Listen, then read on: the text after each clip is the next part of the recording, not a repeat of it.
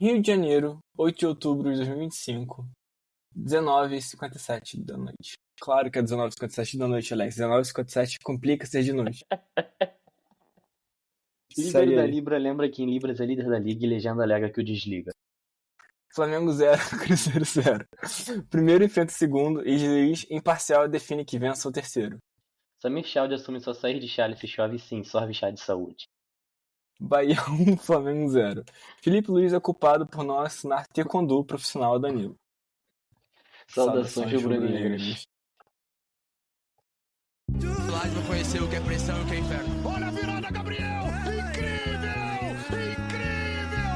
Toca a música! Amar é tão sagrado pra quem sabe amar. Porque nós estamos em outro patamar. Não dá pra comparar. Pegou 63 quilos de alcatra, limpinho, né? Onde das meias verdades.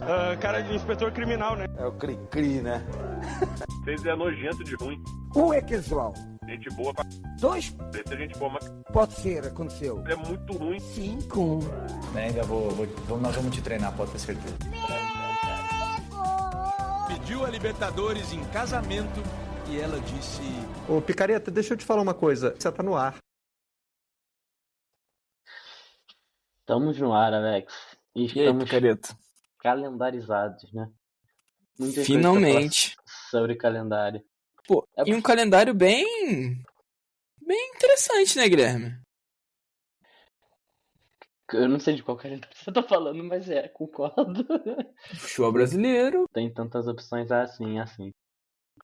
O Que calendário isso, cara? do nosso Samir Chalde que... Como é que era a chamada? Chamir Só sai Saúde. de chale. Só sai de chale e, Tá. e sorve chá de saúde. Eu acho que é isso, né? Não, mas assim, a imagem Guilherme. do Andrés. Falei. Não, mas assim, a gente vai falar sobre isso, mas a gente começa, na verdade, tentando ter um pouquinho de seriedade. Falei. É que o resultado da semana foi ruim. Esse é o episódio zoado, tá ligado? Sim. Tu sabe disso. Exatamente. Quem tá aqui há mais tempo sabe. Mas assim, a gente tem que começar, na verdade, por uma coisa muito importante. Porque o nosso último grande capitão que não cagou o expediente e tal, o Ayrton Ribeiro, ele tá enfrentando, né, assim, ele já operou, mas ainda acho que é seguro dizer que não é uma coisa que acaba assim, né? Então ele está enfrentando um câncer, e ele tornou isso público após o jogo contra o Flamengo. E, enfim, queremos aqui desejar, né, nesse momento, nesse espaço, uma pronta recuperação para ele, né, Guilherme? Sim, com certeza. Porque Everton Ribeiro, que todo mundo sabe que acompanha o podcast, que é meu jogador preferido dessa geração 19 no Flamengo, mas que eu acho que além de ser ídolo como jogador aqui, sempre foi um cara de demonstrar muito respeito, assim, né, muita postura, e eu não me lembro dele ter polêmicas, dele ter, sabe, muitas questões assim. Talvez tenha tido alguma, mas eu realmente não me lembro de ter algo assim. Então, acho que o mínimo que a gente tem, que a gente deve é esse respeito de volta, né? Especialmente no momento pro humano Everton Ribeiro, mais do que pro jogador Everton Ribeiro, né? Então, de fato, assim, desejar a pronta recuperação. E só para explicar um pouco, o que ele teve foi um câncer na tireoide, e quando ele divulgou, ele já tinha feito a cirurgia para retirar, né? E é curioso porque, pelo que eu tinha lido, dizia que, tipo, na maioria das vezes é até assintomático. E que depois a recuperação também da cirurgia é tranquila, em alguns dias seria a recuperação. Então é curioso porque ele já sabia e houve um planejamento, pelo que ficou entendido, né, com o Bahia, para ele esperar essa sequência de jogos e fazer a operação depois dessa sequência de jogos para ter a recuperação na data FIFA. Então é curioso pensar, sei lá, pelo menos para mim, não sei para você, mas para mim é muito curioso pensar num tipo de câncer que você consegue continuar convivendo com ele, e não só isso, mas continuar atuando num esporte em alto nível enquanto você ainda não está fazendo o tratamento, sabe? Você ainda não fez a cirurgia, você sabe, não, você pode conseguir fazer isso de uma forma mais controlada, porque normalmente câncer é uma doença muito destrutiva, né? Então, para mim é muito curioso pensar que exista um tipo de câncer assim. Eu não sei se pra você bate da mesma forma, mas pra mim é uma coisa muito curiosa pensar isso. Cara, eu não tinha parado pra pensar nisso, mas assim, no final das contas, eu acho que acabou sendo bem oportuno pra ele pela carreira, né? Eu digo que tenha sido justamente uma modalidade, né? Um caso que não prejudicaria a profissão dele, né? E, enfim, mas sei lá, tipo, é muito complicado falar que, tipo, porque ele é um cara muito bom, um cara de boa índole, então ele merece, né, poder não ser prejudicado esportivamente, mas a maioria das pessoas, nenhuma pessoa merece, então, tipo... Sim, é um então, caminho eu acho que essa perigoso frase de ir, não... né? Essa frase não, ela não faz tanto sentido, mas, assim, de toda forma, o grande ponto que fica realmente é que uma pronta recuperação, que tudo fique bem, e que ele continue desfilando seu bom futebol, tem feito isso já, né, durante essa passagem dele pelo Bahia.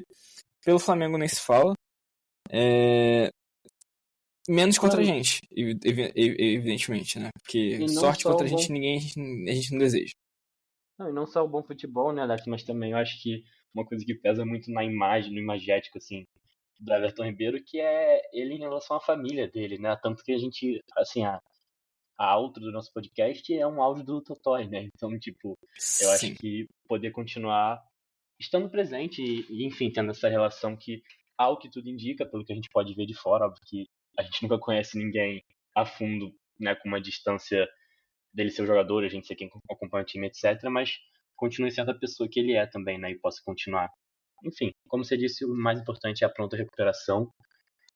Mas temos muitos temas para tratar Eita. hoje, Alex. Eu falei os dois trava-línguas de boa na abertura e consegui... Impressionantemente, inclusive, foi bizarro quão bom foi. Eu acho que é porque eu tava lendo, sabia? Porque, bom, se eu falar isso de cabeça seria loucura, essa do Summer Child que nem faz sentido. Enfim, mas tem muita coisa pra tratar, então acho que a gente precisa começar por algum lugar. E a gente prometeu, dois desses assuntos a gente prometeu já no episódio passado, né? Que a gente ficou de explicar um pouco o nosso calendário do podcast para esse final de ano. E a outra questão foi falar sobre a Libra. A gente vai falar da Libra mais pra frente um pouquinho, mas eu queria começar por essa questão do calendário. E basicamente, né, Alex, você adiantou um pouco. A gente vai tentar ficar num rodízio quinzenal, né? Num sistema quinzenal. Isso. A partir do final do ano. Começando essa semana. Só que esse episódio vai estar saindo muito provavelmente na quinta-feira. A gente tá gravando ele na quarta, mas quarta-noite, então provavelmente assim, vai ser editado, deve estar sendo lançado quinta-feira à noite. Na melhor das hipóteses, na pior das hipóteses, sexta, pela manhã. Mas a gente pretende daqui pra frente gravar nosso episódio na segunda.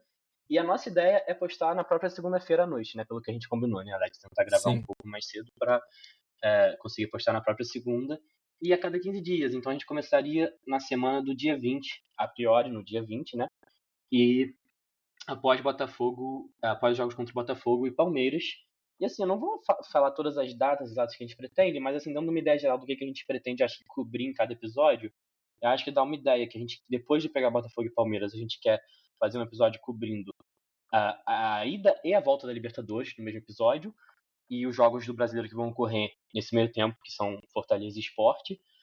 Depois a gente tem um episódio que vai pegar São Paulo, o jogo contra o São Paulo, o jogo contra o Santos pelo Brasileiro, e muito possivelmente o jogo atrasado contra o Sport, porque tem uma data FIFA aí nesse período, que a gente acredita que o jogo do Sport vai ser marcado para ir, e depois a gente vai pegar uma sequência dos jogos do Brasileiro antes da final da Libertadores, e aí a gente vai ter que considerar, né, Alex, ainda se a gente vai estar ou não na final da Libertadores, mas acreditando, né, com energias positivas de que a gente vai estar, a gente quer cobrir, então, a final da Libertadores de um episódio específico para isso, e depois um episódio de encerramento do Brasileiro. Depois da final da Libertadores são só 2 jogos do Brasileiro, então seria um encerramento específico para isso, e caso o Flamengo esteja no Intercontinental, a gente vai cobrir com mais um episódio os jogos que o Flamengo fizer no Intercontinental. Caso o Flamengo não esteja no Intercontinental, a gente não vai cobrir. O nosso último episódio vai ser pós-brasileiro, né? A gente não vai cobrir outros times no Intercontinental. Mas caso o Flamengo esteja, a gente vai ter mais um episódio. Então, assim, só para ir dando uma ideia pra galera, assim, a princípio quinzenal, mais para a reta final de novembro, início de dezembro, em que tem alguns dos jogos mais importantes do ano, talvez a gente tenha uma frequência um pouco maior, né, Alex? Por conta de poder cobrir esses eventos importantes. E a ideia também não é deixar muitos jogos por episódio. Então, assim, o episódio com mais jogos seria o das semifinais da Libertadores, mas porque a gente vai dar menos atenção aos jogos do Brasileiro nesse período. Porque são jogos, no papel, mais fáceis, né? Não quer dizer que o Flamengo vai se facilitar. Mas, assim, nossa ideia é não deixar acumular muitos jogos por episódio, porque isso é um problema. E a gente está tentando mudar para segunda-feira também para poder ter uma distância razoável entre o lançamento do episódio e o próximo jogo, né? Mais alguma coisa assim comentar sobre isso? Ou acho que isso aqui deu mais ou menos o panorama geral. Não sei se eu esqueci Eu alguma acho coisa. que é isso, cara. Tipo, a verdade é que é um momento, como a gente tinha até explicado, né? É um momento que a gente tá chegando no semestre que é um pouco mais conturbado, então infelizmente a gente não consegue fazer as coisas como a gente gostaria, né? Sim. Então é uma decisão um tanto Prática, quanto que busca uma praticidade, que busca tentar solucionar o que a gente quer pro podcast em questão de continuidade de material, né, de episódios, de lançamentos e tudo mais, enquanto que sem sufocar a gente em outras questões, né? Então, enfim, acho que é isso. E pelo que a gente até explicou no outro episódio, né? Mesmo que eu tenha tempo, que você tenha tempo, a gente tem que ter um momento Tempo em em que comum. os dois tenham um tempo em comum, né? Então, isso que torna um pouco mais difícil digerir, porque, tipo, não necessariamente os momentos que você vai ter pra gravar, eu vou ter pra gravar também, e vice-versa, né? Então, é um pouco difícil achar. E é uma janela de tempo grande, porque a gente gosta de falar muito, os episódios costumam ser longos, e a gente também monta pauta, então tem que ter uma janela de tempo que é maior do que o episódio que vocês ouvem, pra gente poder gravar e fazer tudo certinho. Então, enfim, né? Fora a questão de edição, de capa, outras coisas que a gente também faz. E também já. Posso dar um spoiler, Alex? A gente não combinou isso, mas posso dar um spoiler? Pode sim. Não, que queremos também trazer atividade, né? Falar mais atividade, mas seria injusto falar mais atividade. Trazer alguma atividade, já que a gente não tem nenhuma atualmente, para as nossas redes sociais a partir da próxima temporada, né? Então a gente quer depois também tirar esse tempo no final do ano, entre as temporadas especialmente, para dar uma organizada legal nisso. Assim como a gente teve uma mudança na identidade visual, no nome do podcast, etc., nos quadros internos do episódio, a gente mudou tudo isso entre a temporada passada e essa. A gente quer trazer mais essa evolução, né? Agora, chegando no fim de temporada, é o que a gente pensa pro ano que vem. Mas, e o que o Samir Chaude pensa pro ano que vem, Alex? Cara, eu vou te falar, Samir Chaude ou Shamir Saud, como você preferir, cara, ele fez umas propostas muito interessantes, assim. Nem tudo dá pra concordar, assim, o Guilherme discorda mais de algumas coisas do que eu entendo, mas, pô, cara, foi uma agitada interessante pro calendário brasileiro, né? Eu acho que vale a pena a gente começar primeiro com o destaque que eles colocam como destaque geral, né? Que vai abranger. E antes de você pegar esse destaque, não, só queria fazer um comentário que eles dizem que os dois principais focos é diminuir a quantidade de jogos no topo da pirâmide, né, Alex? E aumentar na base.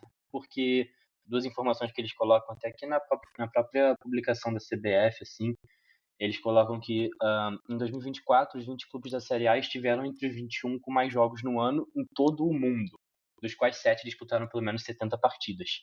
Então é um número bizarro, assim, a gente é o país que mais joga no ano, nosso calendário é o mais cheio do mundo, assim, é objetivo isso, para os clubes de elite.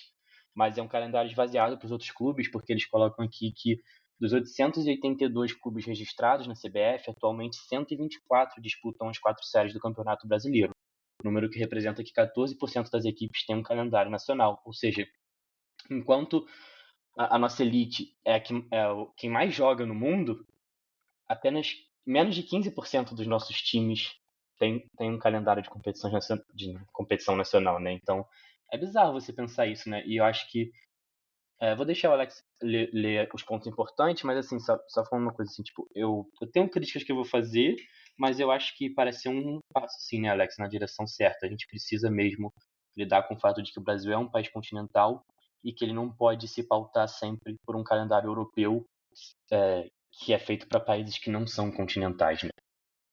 Pois é. E assim, a gente tem tem peculiaridades, né? Dentro desse contexto sobre ser um país continental, a gente vai pensar nas questões dos estaduais, que mudam muito a forma como a gente lida. Porque os estaduais, tem muita gente, eu incluso, que tem uma questão de, tipo, realmente reduzir os estaduais ao máximo de uma forma muito grande, porque realmente não entendo que é uma competição que vale a pena, porque não abrange os times pequenos como deveria abranger e prejudica os times grandes, então não faz sentido. Tem uma mudança para os estaduais, né, nessa proposta. Nessa proposta não, nesse de fato, que é um fato, né, não é só uma proposta, mas é o que vai acontecer de fato para a próxima temporada. Mas também tem questões de campeonatos regionais que já existiam, como a Copa do Nordeste, a Copa Verde, que estão sendo alteradas. E a criação de uma nova Copa, que a gente vai falar daqui a pouco, para poder justamente dar mais calendário para clubes que estão em contextos menos privilegiados em questão de calendário internacional, por exemplo. Mas vamos lá. Vamos começar aqui com uma imagem que circulou bastante da apresentação que eles fizeram, a CBF, que fala sobre a Série A, em primeiro lugar, que ela tem início em janeiro, a partir do ano que vem, e termina em dezembro. E no meio do ano, durante a Copa do Mundo, vai ter uma pausa. Já a Série B, acho que a gente pode ir girando assim, né? Cada um falando um. Já a Série B vai ter início em março, termina em novembro, com uma pausa durante a Copa do Mundo. A Série C mantém o formato de 2026. Tem um formato mantido em 2026, perdão. Só com questão de aumento de 4 clubes em 2027 e 2028. E aí, em 2026 e 2027, vai ter apenas 2 clubes rebaixados.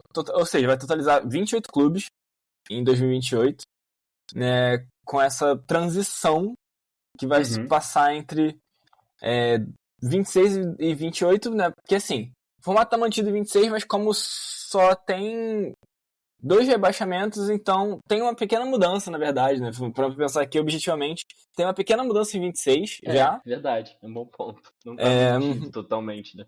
Mas enfim, e dá vaga para a terceira fase da Copa do Brasil, que a gente vai falar daqui a pouco. Já a Série D vai ter a inclusão de mais 32 clubes, chegando a um total de 96 clubes. Manutenção da proporção de vagas de acesso, isso é uma proporção regional, né? Então cada região vai manter a mesma proporção de vagas. Ou seja, não é o mesmo número de vagas, é a mesma proporção de vagas. Se vai aumentar 32 clubes, quer dizer que desses 32 a proporção também vai ser a mesma dos que já estavam, né? Dos outros 64 que já estavam. 6 clubes vão ser promovidos para a Série C, né? Então, como o Alex estava falando, vão cair só 2 da Série C e vão subir 6 da Série D. Então, vão ser 4 clubes a mais que vão estar na Série C em 2026, 2027 e depois 2028, né? E garante vaga na terceira fase da Copa do Brasil também. A Copa do Brasil em si, né? Então, se a gente está falando sobre a importância dela como para times de Série C e Série D, a gente, e curioso pensar, né? São 32 times a mais, então, na Copa do Brasil. Isso por si só já é bem interessante, né? A entrada é de todos os clubes da Série A na quinta fase apenas. É uma mudança. Uma redução de 1 a 3 partidas do calendário dos clubes da Série A. Ou seja, dependendo de quanto você avançar, você pode ter uma redução de até 3 partidas no calendário. E é isso, né? Pode falar. Não, é porque eu acho que, como clubes da Série A entravam em fases diferentes, eu acredito que, assim, alguns clubes vão ter 2 partidas a menos, porque entravam talvez na quarta fase e agora vão entrar na quinta. Alguns clubes vão ter 1 partida a menos se chegarem na final, né? Porque a final vai ser em jogo único, né? Então, isso. E alguns clubes vão ter 3 partidas a menos se entravam uma fase antes e chegarem na final. Enfim, só para explicar porque é de 1 a 3 partidas. Acredito que seja por isso a diferença. Sim, faz sentido. Um aumento de 92 times para 126 times participantes. E em 2027, 128, né? Porque, como a gente falou, na Série C a gente vai ter uma questão de um aumento de clubes a partir de 2027, né? Então, isso vai influenciar diretamente na quantidade nessa mudança ali de times no final desse montante, assim, a partir da temporada seguinte, né? E a grande mudança, além disso tudo, a mais famosa, mais repercutida, é que a final da Copa do Brasil agora vai ser em jogo único. Como o Guilherme já tinha relatado, né, que poderia ser que o time teria um jogo a menos ou a mais tendo a final, né, disputando a final, que agora é jogo único.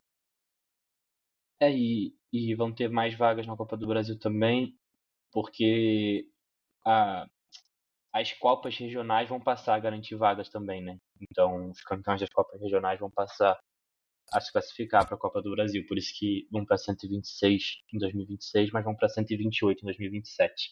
E justamente uma dessas Copas regionais, só que no caso essa já existia, é a Copa do Nordeste, que vai diminuir de 13 para 10 datas. Vão ser mais 4 clubes na fase principal, 20 clubes participantes no total. Clubes em competições Conmebol não participarão, né? E garante vaga na terceira fase da Copa do Brasil. Eu vi ser um pouco criticado essa questão dos clubes em competições Conmebol não participarem, porque acho que, por exemplo, foi importante para o Bahia nessa temporada, né? E o Bahia estava em competições Conmebol, então é algo que não vai poder se repetir, né? Ter esse título a mais durante a temporada, como vinha ocorrendo nos últimos anos, muitas vezes. Sim, mas é isso, né? Tipo, parando pra pensar no ponto de vista de que uma das ideias principais desse calendário novo é a redução de jogos, ter isso, né? Uma outra competição enchendo o calendário seria um problema, né?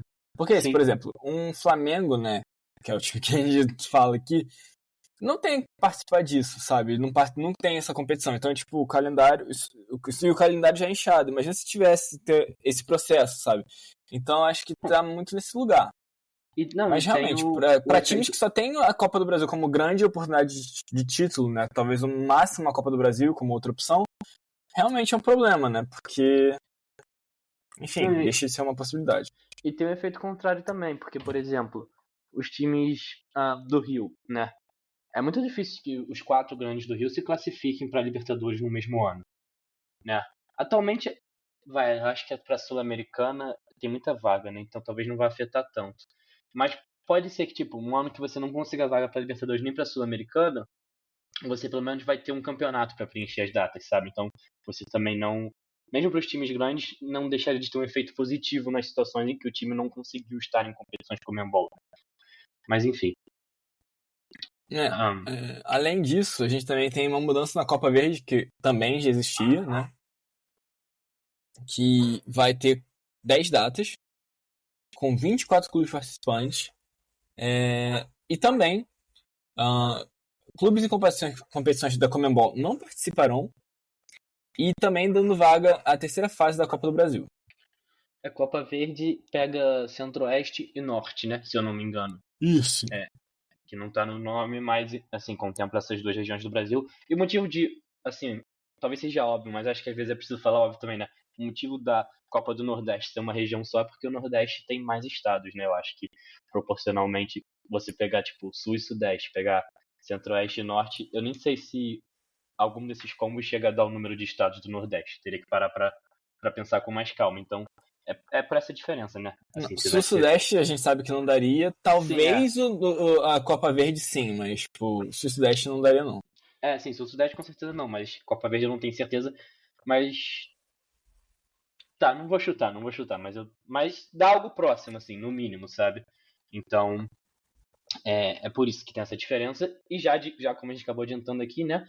A última competição regional é a Copa Sul-Sudeste, com 10 datas, é uma competição nova, são 12 clubes participantes, então é a competição com menos clubes, e também provavelmente porque aqui tem menos estados, né, acredito eu, porque a Copa Verde está com 24 clubes e a Copa do Nordeste com 20, então acredito que seja proporcional ao número de estados participantes.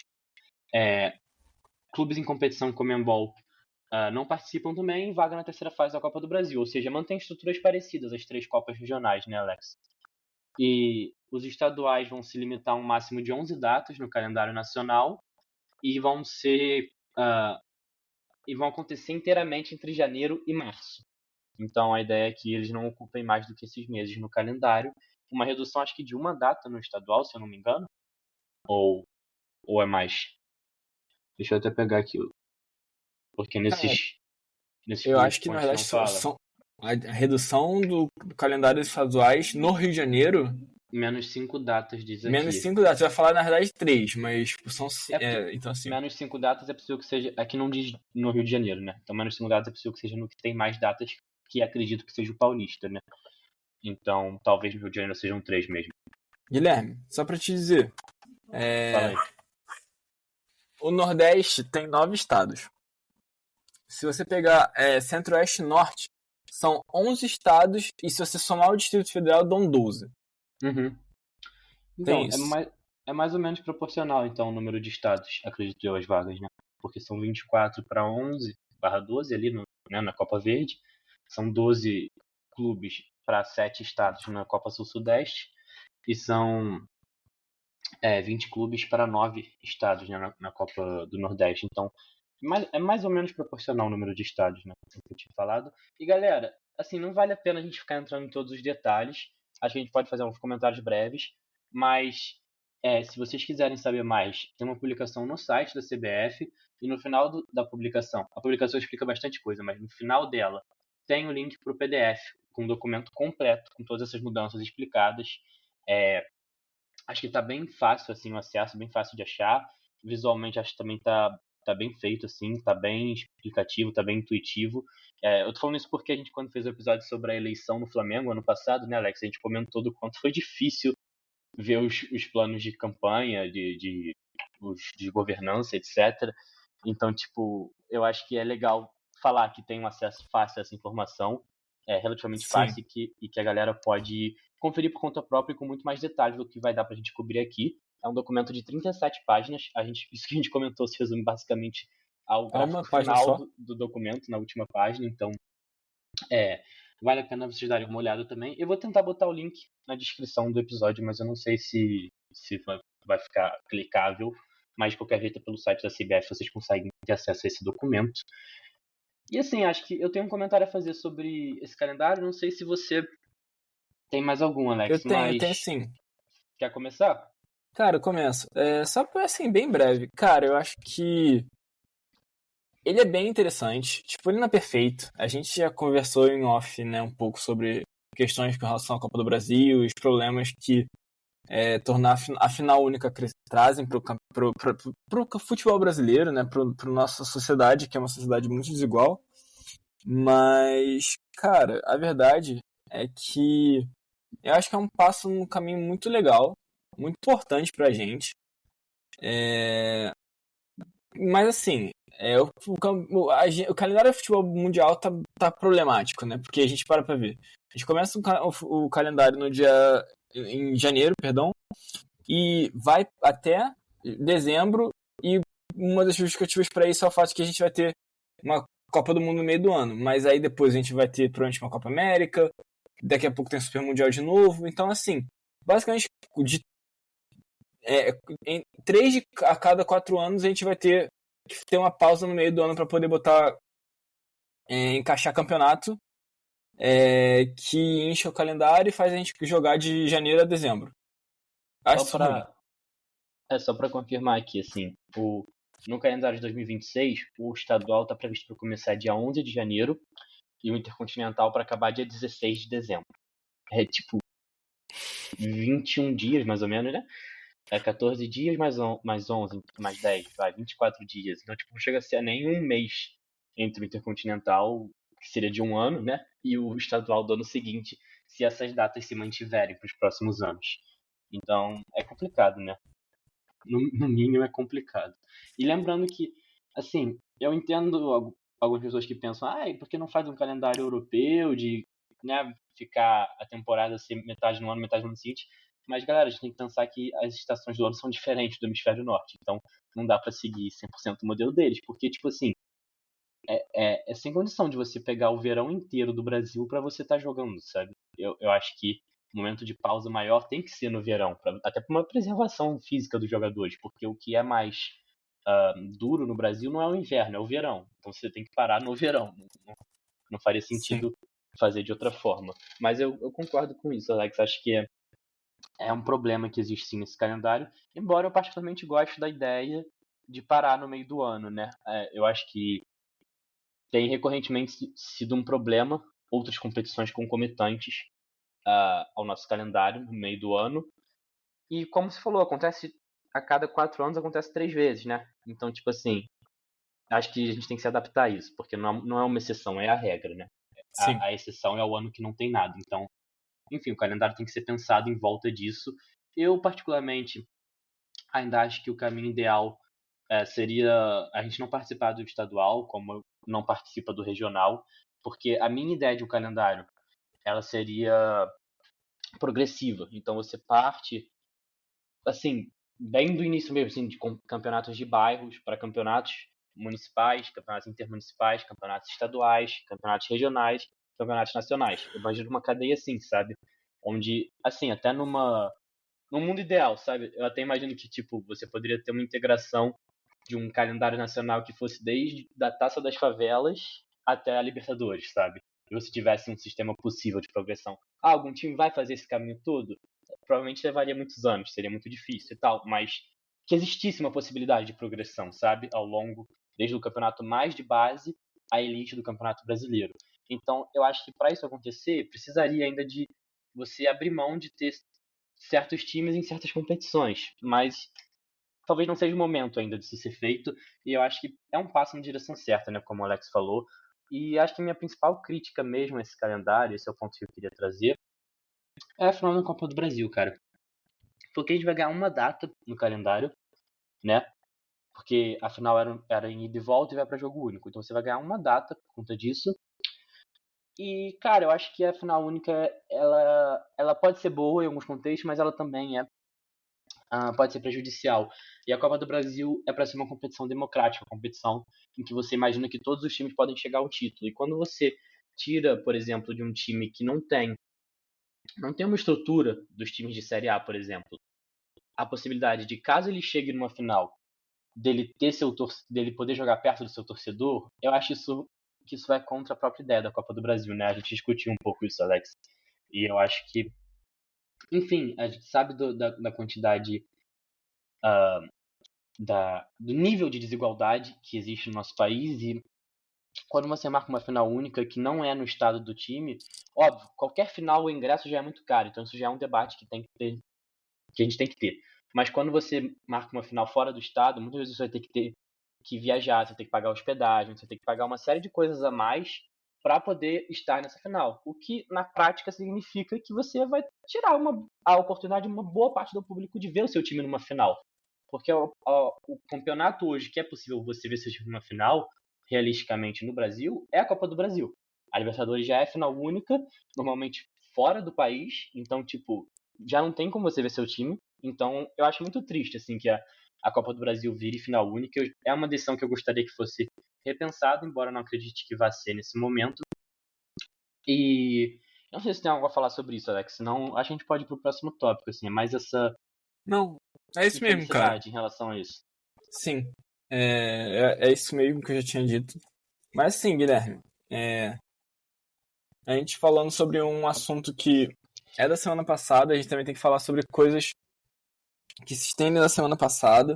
E assim, e vem de bastante tempo, com bastante força, uma coisa que a gente acabou também... na verdade, isso aqui vem diante, esse próximo assunto vem diante do calendário. A gente já se antecipou falando que você falaria do calendário, porque no dia seguinte o que a gente gravou ia ter o lançamento do calendário, mas antes disso a gente já tá tendo problemas. E a gente inclusive falou no nosso episódio anterior que a gente já sabia sobre isso, mas que não ia abordar naquele episódio, né? Por questão de tempo. E aí hoje a gente vai falar, porque, cara, assim, se a gente tá falando sobre uma disputa bem empolgante, até em alguma medida, dentro do campo, né, com Flamengo, Palmeiras e Cruzeiro em alguma medida, alguns podem falar que o Cruzeiro já tá fora e tudo mais, mas assim, teria isso. Tá tendo muita disputa também fora do campo, e assim, e é uma disputa, assim, claramente onde você consegue perceber narrativas, né, uma disputa de narrativas, E é o seguinte, o Flamengo está em litígio com a Libra, que é a liga que o Flamengo faz parte, né, para as temporadas de 2026 até 2029, né, que foi a venda de direitos televisivos para a Globo pela liga.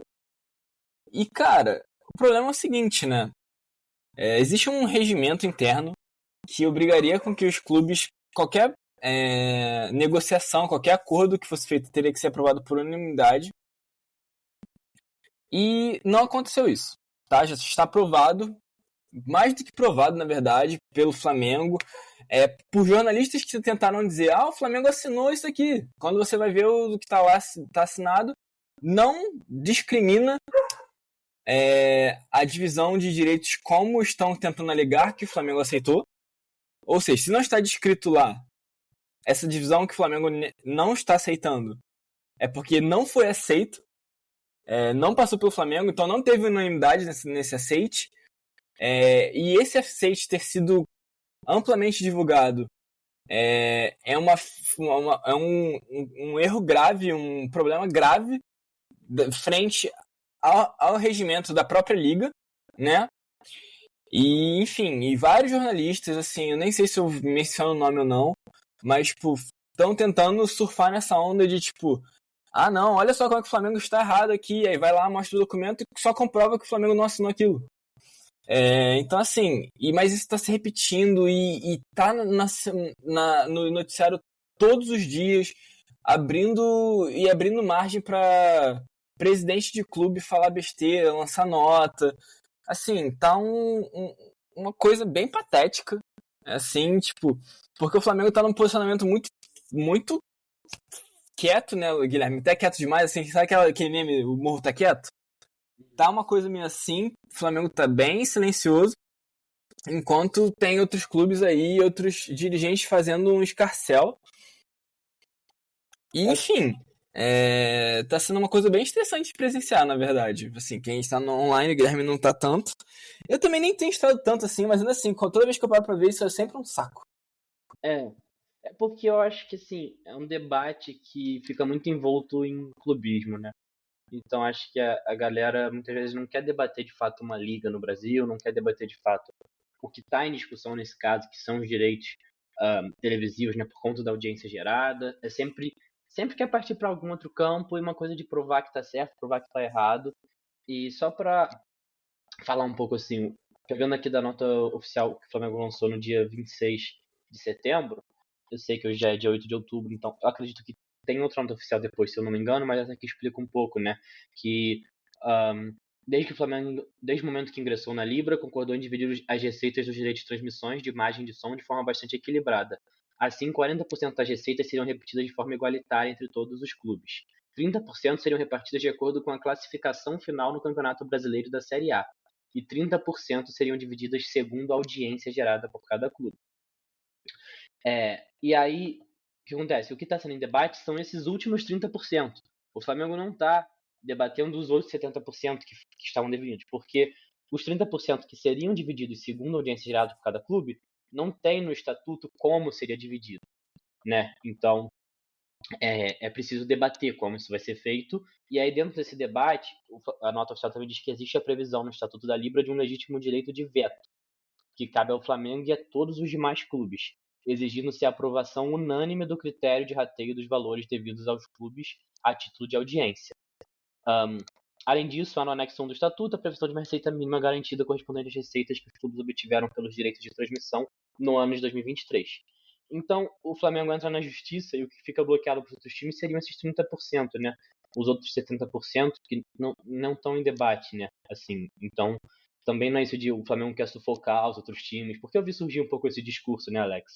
Eu acho que é importante também deixar claro que não é exatamente isso que está acontecendo. O que está acontecendo é só que o Flamengo quer que os 30% que estavam destinados a serem divididos segundo a audiência sejam debatidos como vão ser divididos, né, segundo a audiência, porque até então isso não está no estatuto. Enfim, eu acho que... Eu não sei se tem alguma coisa mais a falar sobre isso, Alex, alguma outra coisa para comentar, para ler. Eu acho que é uma situação que vai se arrastar ainda ao longo do ano, talvez até o ano que vem, sabe? Então, talvez a gente volte a cobrir isso aqui, mas eu vejo como uma situação complexa e que vai entrar muito para uma disputa política e jurídica que acontecem simultaneamente. A gente não pode também deixar confundir a disputa política com a disputa jurídica, porque elas são coisas diferentes e elas vão se usar de argumentos diferentes e elas vão colocar a história de formas diferentes, né? E, assim, com relação a isso, eu só preciso dizer duas coisas, na verdade. Falando da questão jurídica mesmo, infelizmente até, mais uma vez, a questão das narrativas pesaram muito numa coisa assim meio bizarra. Jornalista, assim, aqui eu acho que eu posso dizer, acho que não tem problema. O PVC, que é um jornalista, tipo, grandíssimo nome da mídia esportiva brasileira, acabou sendo muito leviano nos últimos dias. E não só ele, mas assim, acho que dele eu não esperava tanto isso, porque eu tenho ele em alta conta. Outros nomes que eu acho que aí eu vou me ater de dizer mesmo, fizeram esse tipo de ilação, mas falando, porque o Flamengo fez isso no TJ do Rio e tudo mais. Sendo que, tipo, o Flamengo protocolou esse processo no TJ do Rio porque a Libra basicamente responde ao regimento carioca na cidade do Rio. E aí o PVC falando que o TJ do Rio aprovou esse negócio e foi pra frente com isso porque o Flamengo é um clube carioca e tal, e teria esse interesse, que é uma coisa completamente patética. E que basicamente só tá dizendo, tipo, reforçando uma ideia de que, tipo, que ignora o que tá sendo discutido, mas por quem está sendo discutido. Então, tipo... não é de homem. Não é tipo, não é porque, tipo, realmente é uma parada importante que tem problemas ali. É tipo, o Flamengo está reclamando e como o Flamengo é um clube do Rio, e tá sendo um processo feito no Rio, então, claro que isso aí tá sendo mal intencionado, sabe? Isso tá acontecendo... Pode falar. Não, eu ia falar que é bizarro porque isso não é um ataque ao Flamengo, é um ataque à própria... Justiça do Rio de Janeiro. Tipo, Sim. Que o judiciário tá de má fé. Eu não cheguei a ver essa declaração não, mas realmente é bem leviano colocar algo assim, especialmente sem provas, né? Porque se acredita-se realmente que é algo que está sendo feito de má fé, é preciso fazer uma investigação e comprovar, né? Porque aí sim teríamos um escândalo absurdo, né, para ser comentado, mas... Sim. Enfim, né? Então, assim, me surpreende e me entristece por ser o PVC. Outros aí que fizeram esse tipo de comentário, realmente aí já não importa tanto, porque, de novo, né, são pessoas de uma estirpe muito mais baixa, assim, tipo, eu digo, de carreira também, mas de toda forma. Mas no meio disso tudo, Guilherme, a gente tem uma outra questão de narrativas e de polêmicas, e que envolve mesmo o clube, que como seu protagonista, que é uma crise da arbitragem, carioca, da arbitragem do futebol brasileiro, que é a bizarrice que aconteceu no Morumbis. Morumbis é muito bom. No último final de semana. Não, tranquilo. Em que o Flamengo, meu Deus, eu tô com a cabeça. Em que o Palmeiras estava perdendo de 2-0 para o São Paulo. Cometeu um pênalti. Claramente cometeu um pênalti. O árbitro não deu. O Andrés Pereira fez uma entrada que claramente era para expulsão e não foi. O Rafael Veiga também fez uma entrada que também poderia ser passível de expulsão. Eu diria, na verdade, que as duas são passíveis de expulsão, claramente. Foi o Gomes, não foi? Foi o Veiga? Cara, eu tenho quase certeza que foi o Veiga, cara. Beleza, não, posso estar errado. Eu achei que tinha sido o Gustavo Gomes, mas beleza. E assim, a gente tá falando de um pênalti não dado e 2 expulsões, pelo menos uma delas tinha que acontecer. Pelo menos uma, assim, tipo, é muito evidente. Talvez realmente as duas, inclusive. E não acontece isso, o Palmeiras vai lá e vira o jogo. E assim, mediante a repercussão dessa catástrofe de arbitragem, o Palmeiras conseguiu tentar se colocar como vítima, ter a coragem de lançar notas que se colocavam como, tipo, nossa, que absurdo que estão fazendo com o Palmeiras e tal, querendo tumultuar o ambiente e tudo mais. Tipo, gente, assim, é muito constrangedor. E pior de tudo é que, tipo, vários jornalistas, tipo, tiveram comentários muito bizarros também. Um deles falando sobre, tipo, isso é um problema porque agora o Palmeiras tende a ser prejudicado pela arbitragem porque tá no consciente coletivo dos árbitros que não pode se favorecer o Palmeiras e tal, e que por conta disso o Palmeiras seria prejudicado, talvez num contexto de tomar decisão mais complexa. E outros falando coisas como o São Paulo se colocou nessa situação a partir do momento que tomou uma virada, sabe? Sendo que, tipo, só tomou uma virada porque o jogo estava completamente condicionado por uma arbitragem que, tipo, deixou de aplicar a regra do jogo, sabe? Então, tipo, é muito bizarro. Como tiveram comentários, assim, completamente estapafúrdios, assim, completamente inacreditáveis, assim, e descategorizantes, sabe? Feito por alguns jornalistas nos últimos dias. Eu acho que tem muitas camadas isso, né? Primeiro que, assim, vou tentar fazer por pai. O primeiro eu acho que é separar. O time do São Paulo tem responsabilidade de tomar a virada, o time do Palmeiras tem média de fazer a virada e a arbitragem influenciou também no resultado. São fatores concomitantes. As pessoas querem anular um fator por causa do outro, porque, assim, até 70 minutos o São Paulo tá ganhando de 2-0. Nos 20 minutos finais toma uma virada. É óbvio que o time do São Paulo também tem culpa nisso. Mas se tivesse 3-0 com um jogador a mais, muito provavelmente não tomaria essa virada, né? Então, pois é. A arbitragem também influencia nisso. Então, é preciso entender que as coisas existem concomitantemente. O fator eu acho que é carta marcada desse podcast, né, Alex? Mas as coisas são multifatoriais, multicausais. Exatamente. Então, tipo assim, não dá pra querer tirar a responsabilidade da arbitragem, porque o São Paulo também tem responsabilidade do resultado. Acho que um segundo ponto é o que é factual, que é que a arbitragem no Brasil é muito ruim. Não foi o único jogo da rodada que teve polêmica. Eu não vi exatamente qual foi, mas o jogo de Bragantino e Grêmio também parece que teve árbitro afastado por causa do jogo. Teve uma polêmica grande também. Então, assim, rodada após rodada tem tido erros de arbitragem. E são sempre... e vira e mexe erros muito graves, muito claros, muito evidentes. E o VAR não interfere. E eu acho que não dá para ser conivente com isso, né? E querer tirar esse fator, né? Querer ignorar isso. Eu acho que o que todos os clubes precisam fazer é em prol de uma arbitragem melhor no geral. Só que ao mesmo tempo existe a parte das narrativas, né? Que seria um terceiro ponto. As narrativas que se criam a partir disso. Um exemplo é essa nota do Palmeiras, que, assim, eu acho bizarro um time lançar uma nota dizendo que não se pode desmerecer uma virada épica por conta de algumas decisões da arbitragem. É tipo você cagar pro futebol brasileiro. É você literalmente não ligar pro futebol brasileiro. Eu acho que você precisa colocar que essa arbitragem influenciou sim no resultado, cara, e que influenciou na partida. Vai, que não me diga no resultado, mas influenciou com certeza na partida. Então, não dá pra ignorar isso. E eu acho que é importante essa nota do Palmeiras também, Alex, porque é algo que a gente debate muito aqui, que são as narrativas construídas em volta do Palmeiras, né? O Palmeiras sempre...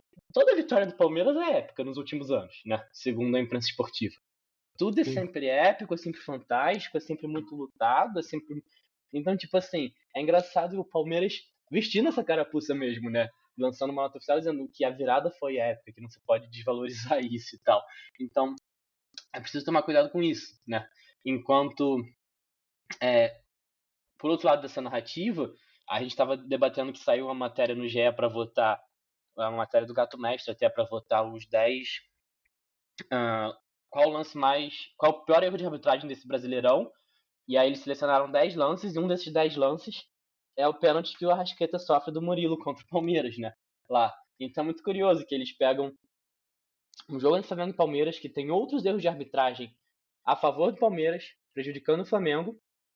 Eles pegam um lance que, assim, no meu entender, pode até ser debatido, mas não é um erro claro, e eles colocam no top 10 para debater como se fosse um dos erros mais claros da arbitragem, porque não tinha nenhum erro claro a favor do Flamengo. Então eles colocam esse erro a favor do Flamengo contra o Palmeiras como se fosse para equilibrar essa narrativa, né? Em que nesse momento está sendo muito de que o Palmeiras é favorecido. Dito tudo isso, assim, existe o futebol, existe o erro objetivo da arbitragem, e é bom pontuar também que nessa parte do erro objetivo da arbitragem, nossa arbitragem não é profissional, nós temos árbitros amadores, assim, não é no sentido pejorativo, é no sentido literal. Muitas vezes os caras trabalham em outro emprego e estão apitando o jogo também. Então, tipo assim, a gente precisa profissionalizar nossa arbitragem para poder cobrar uma melhor qualidade do que eles entregam, né? E existe a parte das narrativas, mas dito tudo isso, eu não sou muito de querer criar a teoria da conspiração. Eu sempre falo isso aqui, acredito muito no poder da incompetência, mas eu acho que uma coisa é fato. Não é a primeira vez que o Ramon Abate-Abel erra, não é a primeira vez que ele erra em jogo grande, não é a primeira vez que ele erra em jogo do Palmeiras, não é a primeira vez que ele erra a favor do Palmeiras, não é a primeira vez que ele também erra de uma forma que prejudica o Flamengo. Isso tem acontecido repetidamente nos últimos anos. Eu já levantei isso aqui antes no podcast. O Ramon Abate-Abel, eu acho que o Flamengo já devia há muito tempo ter tentado entrar com algum recurso na CBF para ele não apitar mais jogos nossos. E vira e mexe, jogo grande nosso, ele tá lá apitando. Como ele esteve na quinta-feira, antes dessa polêmica toda do Palmeiras contra o São Paulo, apitando Flamengo e Cruzeiro no Maracanã. A arbitragem dele foi criticada nesse jogo, e aí na rodada seguinte ele é escalado para apitar o jogo de Palmeiras e São Paulo, como se fosse uma recompensa por uma atuação que foi ruim no jogo anterior. Não foi tão ruim quanto essa, mas já tinha sido ruim. Então, assim, eu acho que é um árbitro que ele não entrega a qualidade de arbitragem para os jogos que ele é escalado, assim, repetidamente nos últimos anos. Eu acho que isso é objetivo, não é teoria da conspiração, sabe? Então não tem como negar isso. Mas enfim, eu sei que talvez você queira falar mais sobre essa questão da arbitragem. Eu acho que meu take principal é esse. Cara, assim, eu só queria dizer umas coisas, como por exemplo, acho um pouco bizarro porque, infelizmente, de fato, existe uma questão de tentar forçar uma ideia de épico, um tanto quanto absurdo com relação a essa vitória, botando áudio do Abel falando no intervalo, assim, nossa, que incrível, nossa, que grande trabalho, nossa, é muito assustador. Realmente começa aos 70 minutos, né? Nem dizer que voltou do intervalo e já virou, tá ligado? Tipo, esse discurso, enfim, né? Não, e eu digo também porque, cara, é realmente uma coisa de... Cara, como é que eu posso dizer isso? É um pouco uma aberração, porque tenta realmente acreditar tudo a apagar, e assim, acho que à medida que o meios de comunicação aceitam reforçar essa lógica, sabe? Eu fico muito assustado, e muito preocupado, e muito incomodado também. Acho que é um pouco de tudo. Então, assim, eu acho que a gente tá falando de um sistema meio intencional, sabe, Guilherme? Porque assim, você fala sobre acreditar na incompetência e tudo mais. Eu também acredito, mano, só que é um tanto quanto sistemático, cara. Porque é isso, né? Tipo, a torcida do Palmeiras tá se apegando pra cacete nesse lance do Arrascaeta com o Murilo. Como se tivesse não sido pênalti. Mas pra poder mais pra fingir, mais fazendo de maluco em momentos em que eles foram extremamente privilegiados na arbitragem, tá ligado? Então eu fico muito indignado mesmo com essa parada, porque assim, parece que é falar com maluco, sabe? Parece que é uma conversa de maluco que a gente tá tendo de vez em quando com essa galera. E o pior de tudo é que a gente ainda sempre tem né? O Flamengo sempre ainda é o time que, tipo, que tem a imagem do... Isso, é o time que é o privilegiado pela arbitragem. Quando, tipo, mano, é completamente assustador como, tipo, o Palmeiras se privilegia de uma boa vontade absurda da arbitragem, assim, de uma incompetência, querendo botar bonitinho, de uma incompetência da arbitragem. E assim, mas a gente carrega toda essa marca, sabe? Então, assim, eu acho que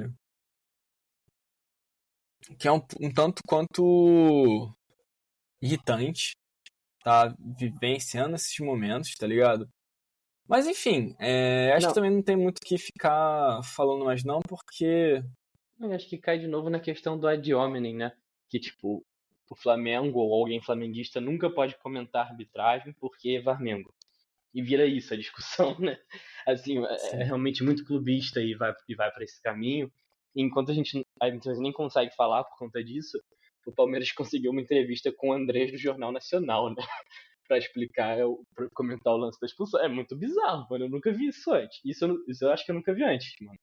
De um jogador ir no Jornal Nacional comentar um lance polêmico de arbitragem que ele tá envolvido, sabe? Acho que mostra muita força que o Palmeiras tem nos bastidores. E, assim, de novo, né? Quando eu digo que não acredito muito em teoria da conspiração, que eu acredito no poder da incompetência, também, em parte, é essa questão que eu apontei antes em relação a, tipo, certas acusações sérias não podem ser feitas de forma leviana. Se eu não tenho como provar, não vou colocar minha mão no fogo, né? Mas, ao mesmo tempo, eu também não coloco minha mão no fogo que não existe nenhum tipo de manipulação no futebol brasileiro, sabe? Assim, eu acredito no poder da incompetência, mas se chegar alguém aqui e mostrar, ó, existe provas de que isso é manipulado, eu não ficaria surpreso também, sabe?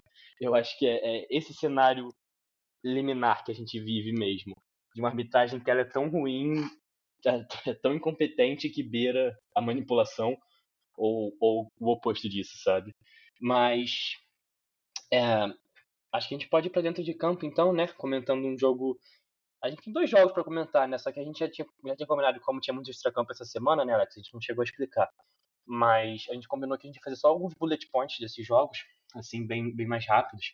A gente normalmente comenta mais o dentro de campo, mas hoje tinha muita coisa fora de campo para comentar, né? E é curioso porque são 2 jogos marcados pela arbitragem, né? Tanto o jogo do Cruzeiro quanto o jogo contra o Bahia.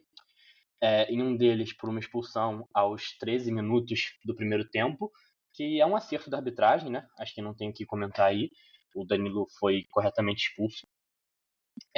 E o outro por ser um jogo que ele é muito picotado, muito travado, justamente pelo Ramon Abate-Abel, né?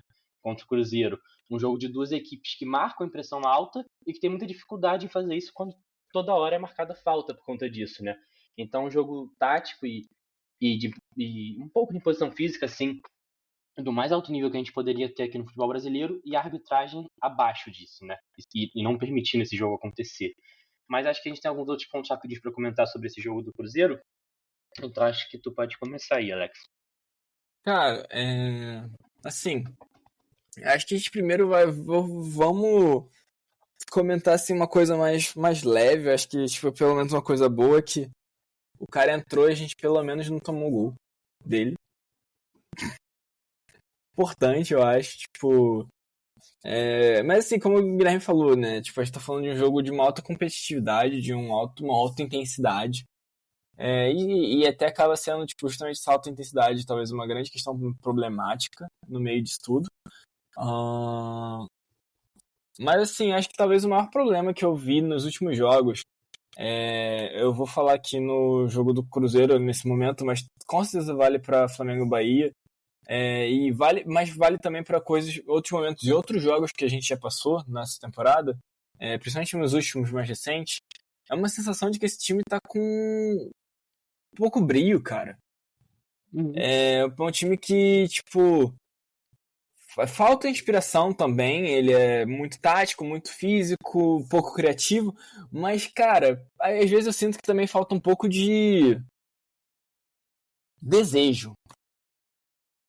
Sabe, um pouco mais de vontade de ganhar, assim. Não que não tenha vontade de ganhar, mas eu acho que talvez parece que os outros times estão com mais vontade, sabe?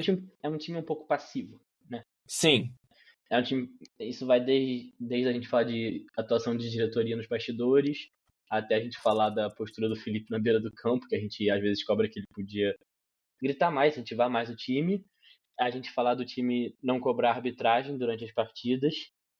Sim. E a gente falar de um time que muitas vezes não chuta no gol, né? Que trabalha muita bola, mas ou não finaliza, ou não tem esse ímpeto de decidir o jogo, né? Então acho que é isso, é um time um pouco passivo em algumas situações. Mas, no todo, assim, meu comentário sobre esse jogo, eu acho que se me perguntarem assim, foi um jogo ruim, eu particularmente não acho que foi. Eu não sei se você concorda. Eu acho que foi um jogo bom, mas bom muito num sentido tático, né? Num sentido muito, tipo, eram duas grandes equipes se enfrentando, foi um bom jogo de futebol, mas que faltou inspiração, faltou a arte do futebol ali, né? Faltou o que tá no cerne e que vem faltando.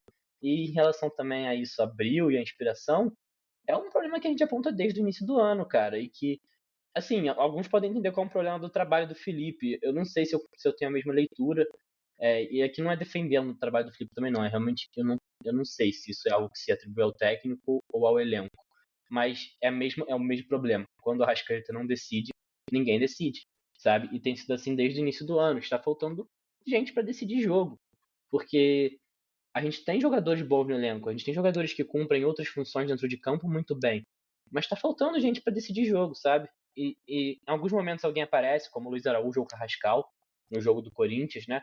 Mas o geral da temporada se o Arrascaeta não decide, ninguém decide. Então acho que precisa um pouco mais dessa revezamento da decisão no ataque, né? Não sei se tem mais algum comentário, senão posso ir pro jogo do Bahia? Não, eu acho que só Fala aí. cabe dizer que, no fim das contas, a gente tem uma questão assim que eu acho que pesa muito sobre a questão do próximo jogo mesmo, inclusive, mas é que, tipo assim, a gente tem tem pouco jogador que resolve, no caso, o cara que tá resolvendo é o Arrascaeta. O Bruno Henrique, até o momento do ano, acho que antes daquela situação toda dele, ele ainda tava sendo um cara que tava conseguindo ser importante com isso, agora eu acho que nem isso. Mas a gente tem o Pedro como esse cara, né? Embora a gente brinque aqui como o cara do artilheiro dos gols tímidos e tal, não sei o quê. Cara, eu acho que é papo de pensar que o Pedro realmente deve ter muita influência nesse time. Só que a fase do Pedro é muito ruim. Eu estava discutindo com uma pessoa no Twitter esses dias, porque eu falei que, cara, tipo, o Pedro foi uma escolha óbvia de sair quando o Flamengo tá com um jogador a menos, porque o Pedro está mal. O Pedro perdeu muitos gols importantes nos últimos, sei lá, 5 jogos.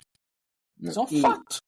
E acho muito importante dizer também, o Pedro está mal e não tem o histórico de ser o cara que decide quando está mal. Porque quando o Arrascaeta tá em campo e tá mal, eu sou contra tirar ele muitas vezes. Porque ele é o cara que pode aparecer em um momento do jogo e decidir. Esse não costuma ser o histórico do Pedro, assim, ele não é o cara que é decisivo para além de ser técnico. Ele é o cara que é decisivo porque é técnico. Então, acho que existe essa diferença, sabe? O Arrascaeta é técnico também, mas ele é decisivo para além de ser técnico. Então, eu acho que, como por exemplo, o Everton Ribeiro era decisivo porque era técnico, mas não era decisivo para além de ser técnico, né? Eu acho que dá para fazer essa dicotomia assim bem clara.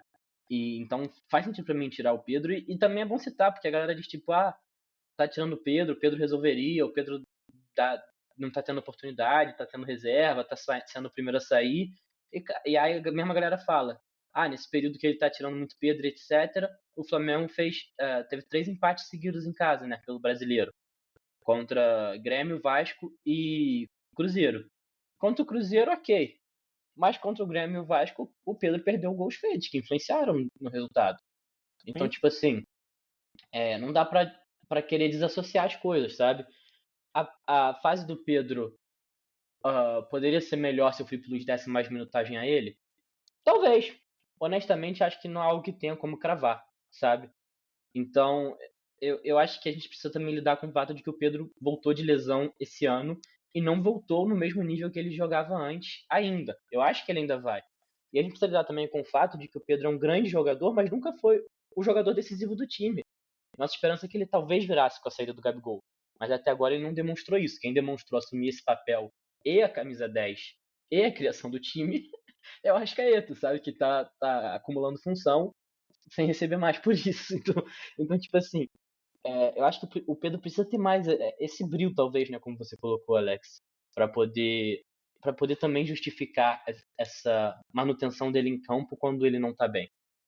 Porque eu acho que atualmente não justifica, né?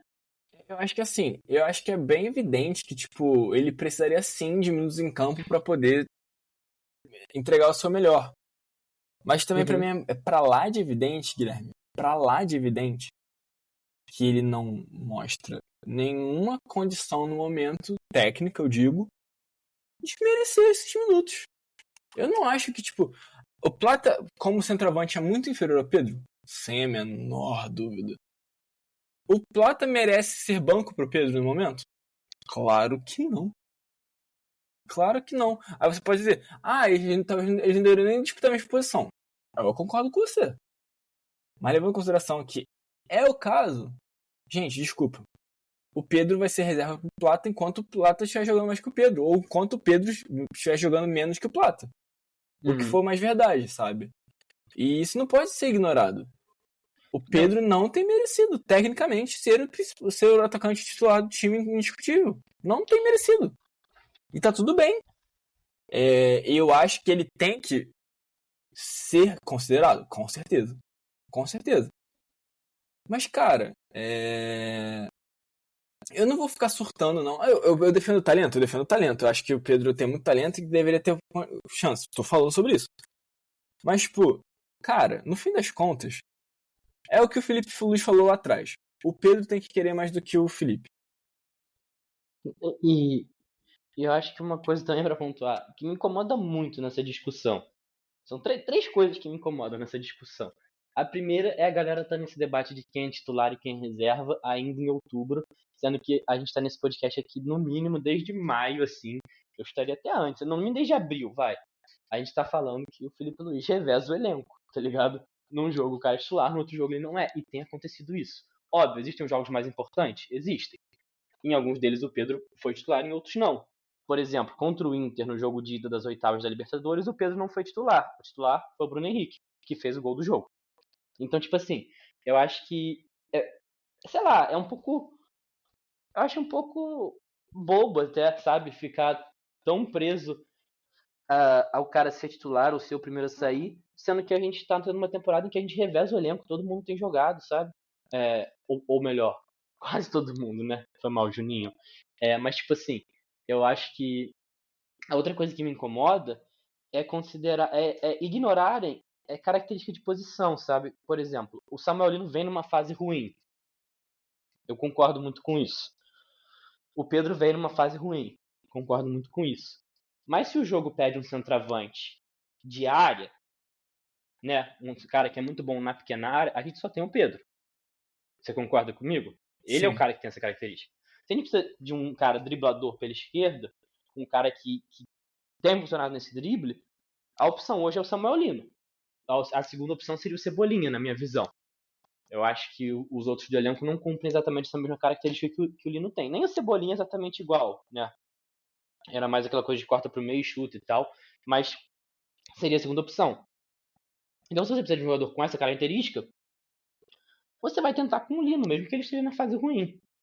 E eu acho que a galera às vezes quer que, tipo, que todo jogo peça as mesmas características, sabe? E que sejam os mesmos jogadores todo jogo, sem considerar isso. Que jogos diferentes pedem características diferentes. E que você pode variar isso também, sabe? E a terceira coisa que me incomoda em relação a isso, e a gente até comentou isso em off, né, Alex, durante a semana, é o quanto que a galera resume o trabalho do técnico à escalação que ele faz. Eu acho isso também um pouco bobo, sabe? O tempo todo que se debate após todo jogo é tipo, qual foi o time titular? Quais foram as substituições? Por que ele botou ele no time titular e não botou outro cara? Eu acho que a galera se prende muito nisso, e eu acho que o trabalho do técnico é também isso, mas não se resume a isso. Então acho que a gente precisa também poder debater outras questões para além de ficar só tipo na escolha dos nomes. A escolha dos nomes é importante, mas ao mesmo tempo não é a única coisa que resume o quão bom está sendo o trabalho ou o quanto o time vem jogando bem, etc, sabe? Enfim, podemos ir pro jogo do Bahia, Alex, ou quer fazer algum comentário final sobre essa questão, que nem é mais sobre o jogo do Cruzeiro, acho que é mais uma questão geral que a gente estava debatendo, né? Sim, eu acho que justamente é uma questão geral. E não, cara, eu acho que a gente pode falar do jogo do Bahia, porque, tipo, eu acho que a verdade é essa, né, Guilherme? Tipo, foram jogos que não tiveram tanto, assim, pra falar, eu acho que de forma geral, então, tipo, não tem o que esticar muito mais. O jogo do Bahia, mano, eu vou ser muito breve, assim. Eu acho que existem dois principais culpados, e aí existia um debate ali na terceira posição. Mano, não existe falar do jogo do Bahia sem falar do que foi a imprudência, a infantilidade do lance do Danilo. O Danilo é um zagueiro experiente, né? Jogou como lateral também, enfim. Mas voltando da Europa, e na hora que a gente precisa dele, né? Porque o Léo Pereira tá suspenso, ele nem tem sido tão utilizado assim. Então, tipo, na hora que precisa dele, ele é expulso com 13 minutos de jogo, numa entrada que é um chute na cara do jogador do Bahia. Assim, pra mim, quer reclamar de alguém nesse jogo, quer botar a culpa em alguém? Danilo. Ele é o cara, pra mim o resultado tá na conta dele. Não existe um time jogar 75 minutos, né, mais acréscimos, com um jogador a menos, e ter a obrigação de ganhar o jogo. E ter a obrigação de não perder o jogo. É muito difícil, cara, jogar com um a menos, sabe? E eu acho que também é importante pontuar uma coisa que eu acho que a galera vai ignorar. Mas eu me lembro de 3 expulsões desde que o Felipe chegou. Se tiver mais alguma na sua cabeça, você me fala, Alex. Mas teve uma contra o Corinthians, logo que ele chegou em 2024, né, que ficou muito marcada, do Bruno Henrique. Teve uma expulsão agora injusta do Plata contra o Estudiantes e essa do Danilo. São as que estão na minha cabeça. Não me lembro se teve mais alguma durante o trabalho do Felipe. Contra o Corinthians, o Felipe foi imediatamente para um esquema com 3 zagueiros. Foi extremamente elogiado, segurou o Corinthians, teve toda essa coisa de aprendiz do Simeone, etc. Todo mundo ficou elogiando. Contra o Estudiantes, ele botou mais um zagueiro também. E aí, foi sofrer o gol, a galera já falou que ele era retranqueiro. É muito curioso como o resultado influencia, né? Mas o que parece claro pra mim é que o esquema do Felipe com um jogador a menos é um esquema de 3 zagueiros. Porque aí ele consegue liberar os laterais pra fazer as alas. E quando o Danilo é expulso, ele não tem como colocar 3 zagueiros, porque ele não tem o Léo Pereira no banco, porque o Léo Pereira tá suspenso. Então, para além de ser uma expulsão, ela também afeta o esquema paliativo da expulsão que o Felipe apresentou até agora. Então é muito curioso você pensar isso, porque é uma expulsão infantil e que afeta o plano de jogo principal e o plano de jogo reserva para quando você tem um expulso. Então ele tem que ir para tipo um terceiro plano, sabe? Em que aí ele tenta fazer uma linha de 5 com um volante, 2 zagueiros e os laterais, e fica meio que com os pontas fazendo a ala. Enfim, eu acho que o Flamengo até jogou bem o resto do jogo dentro das condições. Mas, para mim, a principal culpa é do Danilo. O segundo principal culpado é que o Flamengo, que jogava razoavelmente bem dentro das condições, tem uma chance absurda criada magicamente pelo Arrascaeta, e o Samuel Lino perde um gol feito. Você chegou a ver esse lance, Alex? Vi sim. É um absurdo. Não se perde esse gol. Não pode perder esse gol. E aí tem que falar, o Lino também vem numa fase ruim. Eu acho que tá precisando comer banco um pouquinho, sendo muito honesto. Até porque é isso, né? O cara chegou, teve alguns jogos bons, mas ele tá em período de adaptação ainda, é normal. E eu acho que ele precisa comer banco um pouquinho, assim. Não tem justificado a titularidade. Só que também isso eu acho que não é a mesma coisa que dizer que se o Pedro tivesse ali, como eu vi algumas pessoas colocando, era certo que era gol, porque o Pedro também vem numa fase ruim, também vem perdendo gols. Então acho que a gente não pode querer dizer que, tipo, que o que não aconteceu era óbvio que seria melhor do que o que aconteceu, sabe? O que a gente pode dizer é que o que aconteceu foi péssimo. E o Lino não pode perder esse gol. Assim, se a gente faz 1-0 ali, eu acho que a gente tem até chance de ganhar o jogo mais tranquilo. Mas pra mim ele é o segundo culpado. E eu acho que você queria falar alguma coisa. Eu te interrompi ou posso continuar? Não, só ia dizer, cara, que, tipo, pra mim é inquestionável, cara, tipo, você perder um jogador aos 10 minutos do primeiro tempo, tipo, destrói qualquer plano de jogo. E, cara, são jogos e jogos, sabe? Tipo, como você falou, você sempre fala, tipo, é multifatorial, então, tipo, se contra o Corinthians ele botou um zagueiro, fechou o time e deu certo, deveria funcionar contra o Estudiantes. Não funcionou. Mas poderia ter funcionado contra o Bahia. Não funcionou também. E acontece, tá ligado? Porque, tipo, as pessoas talvez elas minimizam um pouco o peso que é jogar com um jogador a menos, né? É muita coisa, cara. É muito espaço que se abre, né? Então, assim, pra mim é muito evidente que essa situação toda acabou com o plano de jogo do Felipe, acabou com o que ele tinha em mente. Então, assim, pô, é completamente algo que Ele não deixa de ser culpado porque, tipo, é ele que acaba escalando aquela bodega de jogador que, tipo, claramente não deu certo no Flamengo até agora. Pode ser que mude, mas, enfim, não parece que é o caso. Mas a culpa dele é essa, tá ligado? Porque ele escalou. Porque, cara, tipo, de resto, sei lá, me passa uma sensação de que, tipo, ele é muito mais refém de algumas questões como essa do que culpado mesmo, sabe? Uhum. Enfim. E eu até defenderia que, em questão, tipo, sei lá, não poderia ter dado certo contra o Bahia e não deu, mas eu até defenderia que, em algum grau, o que ele fez deu certo, cara. Eu acho que o Flamengo, quando o Bahia faz o gol, é a primeira chance que o Bahia tem, depois da expulsão, que foi aos 40 e pouco, sabe? Então o Flamengo não deixou o Bahia ter chances por 30 minutos ali, e aí perde uma bola, se eu não me engano, e no contra-ataque acaba tomando o gol. Enfim, acontece, você tá com um a menos em campo, né? Acho que não. Enfim. E o Felipe mexe no intervalo e o time claramente melhora. O time volta a ter triangulações, volta a controlar o jogo. E depois erra um passe e toma um gol de novo do Bahia, que é anulado. Mas assim, é uma situação parecida em que o time tava crescendo no jogo, sabe? E acaba depois tomando esse gol. Que foi acontecendo no primeiro tempo. O Lino teve a chance clara de gol, perdeu. Logo depois o Bahia fez o gol. Então ficou uma coisa bem tipo a bola pune, sabe? Uhum. Mas no geral, eu acho que é isso, mano. Assim, coletivamente, eu acho que o time. E eu também acho que esse é um jogo que não dá pra dizer, tipo, que faltou esforço. O time correu muito, cara. Eu vi os caras se entregarem muito. Eu não vi um time que. Tipo, que teve a expulsão e desistiu do jogo, sabe? Eu vi um time que tentou lutar até o final, mas é difícil, mano. Com um a menos é difícil, sabe? Com 11 contra 11 já é difícil. Com um a menos é muito difícil. E eu acho que, assim, se for apontar um terceiro nível de culpado, né? Eu acho que a gente pode apontar o Wallacian, que tomou o segundo vermelho do jogo, né, por uma situação muito boba, mano, dele começar a discutir com o quarto árbitro e minutos depois ele fazer uma falta deixando o braço e tal, tomar um segundo amarelo. Então, tipo, ele passou poucos minutos em campo. Ele entrou e logo depois foi expulso. E aí eu acho que uma parte dessa culpa cai pro Felipe Luiz. Só que eu acho que é uma situação em que o Felipe Luiz é um pouco refém das circunstâncias também, porque é aquilo, se o Felipe Luiz tira o Pedro e deixa o Samuel Lino, ele tá errado. Se ele tira o Samuel Lino e deixa o Pedro, ele tá errado.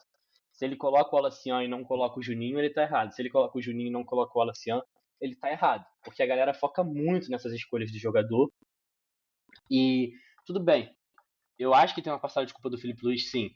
Mas eu acho também que é isso, né? Qualquer escolha que ele fizesse ali que não desse certo, ele teria uma parcela de culpa automática, sabe? Então, é uma parcela de culpa maior, na minha visão, no Alacian, que também acho que precisa botar a cabeça no lugar um pouco, sabe? O moleque tem muito potencial, já mostrou que é bola, mas precisa botar a cabeça no lugar, porque, tipo, esse tipo de coisa não vai levar ele a nada, tá ligado? E aí, a outra parte da culpa do Felipe Luiz seria, na minha visão, em relação ao Cleiton, que é um dos que falha no lance do gol, e o segundo gol do Bahia também seria num erro de passe dele, mas pra mim ele entrou bem, fez um jogo até que bom, apesar dessas falhas, né? Eu acho que ele fez outras coberturas em outros momentos que salvaram outros jogadores. O próprio Jorginho errou passes logo no início do segundo tempo, praticamente na entrada da nossa área, que não resultaram em gol. Então essa coisa de errar passe e ser gol também é muito azar às vezes, né? O que resulta em gol, o que não resulta. Mas acho que até que o moleque fez um bom jogo, mas participou de um lance capital, né? Teve um lance capital. E a parte de culpa do Felipe Luiz seria não ter dado mais jogos ao Cleiton antes. E aí é a parte que eu mais concordo de culpa do técnico nesse jogo, sabe? Porque a gente vem cobrando há muito tempo, né, Alex, também, que os moleques da zaga precisavam de minutagem. E o Felipe sempre teve essa ideia de que, tipo, eles não estão tendo espaço nesse momento, mas quando precisar eles estão prontos. Só que eu acho que quando precisou, o Cleiton se mostrou bem, mas talvez não à altura do que poderia estar, se tivesse tido mais jogos antes, né? Mais minutos antes. E é frustrante porque... Fala. Cara, sei lá, tipo... Não era algo difícil de prever, sabe? Não era um grande mistério, né? Uhum. Então, sei lá. É um pouquinho... Um pouquinho frustrante, né? Porque... de fato, a gente pensa que... Poxa, se pá, o Felipe deveria ouvir a gente. É viés de confirmação, né? Mas Eu acho que é, cara. Mas assim, Quantas dito vezes a gente isso, errou, Guilherme? que eu me lembro nenhuma. Pois é. E o que não lembro, não fiz. Mas assim, dito que perdemos um jogo, empatamos o outro, né? E tudo isso de ruim que a gente colocou aí na mesa, eu digo que foi uma semana boa, cara. Sabe por quê?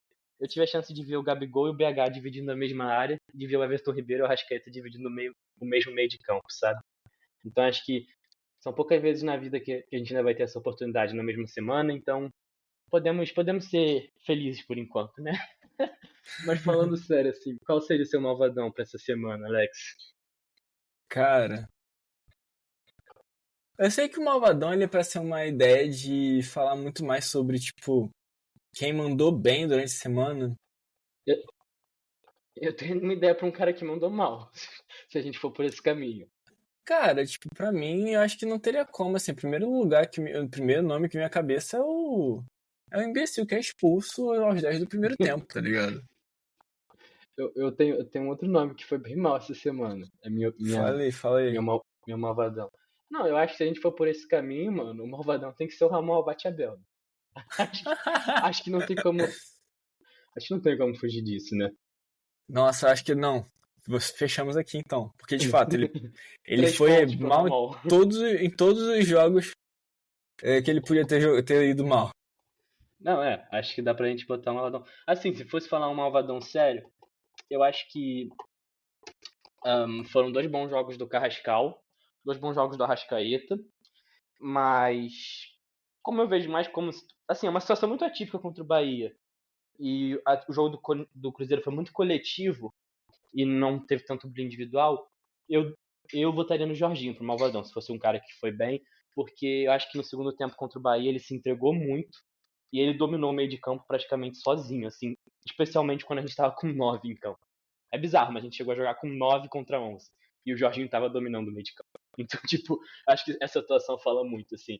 Mas eu prefiro pela linha do Ramon Batiabé. Cara, eu também eu vou 100% nisso, porque, cara, eu acho que eu não tenho capacidade, assim, tipo, de definir um cara que se destacou positivamente pro Flamengo. Não, acho justo. Cara, dito isso, vamos seguir aqui. Deixa eu colocar o nome do Ramon Batiabé no nosso malvadão na nossa planilha. É muito bizarro pensar que o Ramon Batiabé vai ter mais pontos que a maioria dos jogadores, tá ligado? Na temporada. É isso. Mas enfim. Então, cara, a gente tem que voltar pra falar de calendário, assim, seria a parte final do nosso episódio. E, assim, eu tenho algumas tabelas. Eu gostaria de comentar elas nesse episódio, mas eu acho que já tá tão longo que eu acho que talvez não valha a pena. Eu não sei. Me diz você, Alex. Você acha que eu comento agora ou deixo pro próximo? Cara, eu acho que vale a pena falar logo, cara. Então vou puxar. Seguinte, galera. Esses jogos foram muito, muito cruciais pelos resultados. A gente falou que não teve tanto comentário de desempenho, mas os resultados foram importantes sim. E depois do jogo do Cruzeiro, o Felipe Luiz ele dá uma entrevista na coletiva. Ele fala que os primeiros 9 jogos do Flamengo no Brasileiro são os mais difíceis. É a sequência mais pesada do Brasileiro. E que até aquele momento o Flamengo estava fazendo 1 ponto a mais do que fez no primeiro turno, nessa mesma sequência de jogos. E era verdade. Porque a gente teve praticamente os mesmos resultados, só que a gente empatou com o Cruzeiro em vez de perder. Então a gente estava de fato fazendo 1 ponto a mais. A questão é que agora a gente está fazendo 1 ponto a menos. Na verdade, 2 pontos a menos. Porque a gente perdeu pro Bahia e a gente tinha ganhado do Bahia no primeiro turno. Então isso também é muito volátil, já mudou. Mas, a partir desse comentário do Felipe, eu fiz umas tabelas com esse recorte do primeiro turno do Brasileiro e do segundo turno, comparando Flamengo, Palmeiras e Cruzeiro. E teve algumas coisas muito interessantes, assim, pelo menos na minha opinião, em relação a isso. A gente está, nesse momento, na 8ª rodada do segundo turno, né? E o Felipe Luiz falou de 9 rodadas, mas eu tô contando 10, porque a 10ª rodada é Flamengo e Palmeiras. Então, eu acredito que ele tenha falado 9, mas tenha se enganado, porque acho que ele incluiria o Palmeiras nessa sequência dos jogos mais difíceis, né? Acho que ele não seria maluco de acabar no jogo anterior ou do Palmeiras, tá ligado? Será? Mas assim, pegando assim, eu vou tentar fazer meio que speed flow isso aqui, tá? Mas assim, pegando o primeiro turno, pegando comparação, as 8 primeiras rodadas do Flamengo, a gente jogou contra Internacional, Vitória, Grêmio, Juventude, Vasco, Corinthians, Cruzeiro e Bahia. São os nossos 8 primeiros jogos. No primeiro turno, a gente empatou com o Inter em casa. Aliás, deixa eu retomar de outro jeito. A maioria dos resultados foi igual entre os times. A gente teve algumas exceções. O Inter e o Grêmio a gente inverteu. A gente empatou com os dois em casa, ganhou dos dois fora. Ou seja, no primeiro turno a gente ganhou do Grêmio, empatou com o Inter. No segundo turno a gente ganhou do Inter e empatou com o Grêmio. O Corinthians a gente empatou em vez de perder. Aliás, o Cruzeiro, desculpa, a gente empatou em vez de perder. E o Bahia agora a gente perdeu em vez de ganhar. Os outros jogos foram iguais. O Vitória a gente ganhou nos 2 turnos. O Juventude a gente ganhou nos 2 turnos. E o Corinthians a gente ganhou nos 2 turnos. E o Vasco a gente empatou nos 2 turnos. É muito curioso porque todos os times que a gente ganhou nos 2 turnos, a gente goleou em casa. Então, eu acho que mostra um pouco que o Flamengo tem facilidade contra os mesmos times e tem dificuldade contra os mesmos times. Só que isso não é um fator exclusivo do Flamengo. Porque uma coisa muito curiosa sobre as 8 primeiras rodadas do Palmeiras, eu acho isso muito interessante, é que o Palmeiras começa o Brasileiro mal em casa. Ele tem, nos primeiros 8 jogos, ele tem um empate, uma derrota e 2 vitórias em casa. Ou seja, ele faz 7 pontos em 12 em casa. Aliás, é pior quando você considera o jogo com o Flamengo, que aí ele faz 7 pontos em 15, né? Porque a gente ganhou deles também na casa deles, na 10ª rodada. Só que nas 10 primeiras rodadas, ele ganhou todos os jogos fora. O Palmeiras teve 100% de aproveitamento fora de casa no primeiro turno.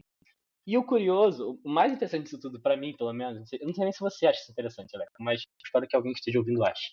O mais curioso pra mim é que o Palmeiras, no segundo turno, ele tá com dificuldade maior fora e ele tá com 100% de vitórias em casa. Ele ganhou todos os jogos em casa. Então, o Palmeiras também tem facilidade contra os mesmos times. Porque os mesmos times contra quem ele ganhou no primeiro turno, teve 100% fora, ele ganhou, teve 100% em casa no segundo turno. Os mesmos times contra quem ele teve dificuldade no primeiro turno, ele teve dificuldade também no segundo turno. Então é muito interessante pensar isso. E até a 7ª rodada, que era quando eu tinha olhado isso, o Palmeiras tinha os mesmos resultados. Ele mantém. Em 8 rodadas, o Palmeiras tem os mesmos resultados contra todos os times, exceto o Botafogo e Corinthians. Que ele empatou com o Corinthians um jogo e com o Botafogo um jogo, ganhou o outro contra os dois, né? E também enfim, o Palmeiras tem uma melhora no ataque. Ele estava ganhando todos os jogos por 1 gol de diferença, fora de casa no primeiro turno. E ele ganha por 3 gols de diferença todos os jogos em casa no segundo turno, contra os mesmos times. E é muito curioso, porque eu acho que isso que dá essa impressão de que o Palmeiras cresceu muito. É porque os jogos que ele já ganhou no primeiro turno, ele ganhou com mais facilidade no segundo turno. E aí fica essa impressão de que o Palmeiras está muito melhor agora do que estava no início da temporada. Só que, resumo disso tudo, o Palmeiras chega a 19 pontos após 8 rodadas. O Flamengo no primeiro turno chegou a 17 e no segundo turno chegou a 15. O Palmeiras chegou a 19 nos 2 turnos. Ele tem a mesma pontuação. E é importante pontuar que o Flamengo, depois dessa sequência inicial de 10 jogos, né, ainda não acabou essa sequência no segundo turno, mas depois dessa sequência, o Flamengo se torna líder do campeonato. Mas até essa sequência, durante essa sequência, o Flamengo não é o líder do campeonato no primeiro turno. Quando a gente joga com o Palmeiras no primeiro turno, na casa deles, a gente estava 4 pontos atrás do Palmeiras. Hoje a gente está empatado. Se a gente mantiver... o Palmeiras vai pagar um jogo atrasado durante a data FIFA, mas a gente pode chegar com 3 pontos atrás, o que já seria melhor que no primeiro turno. A gente poderia igualar com um confronto direto. Coisa que a gente não fez no primeiro turno. No primeiro turno a gente ganhou o confronto direto e continuou atrás do Palmeiras. E a gente terminou o turno na frente. Então tudo indica que de fato o que o Felipe falou faz sentido e que o Flamengo de fato teve um crescimento na segunda metade do turno.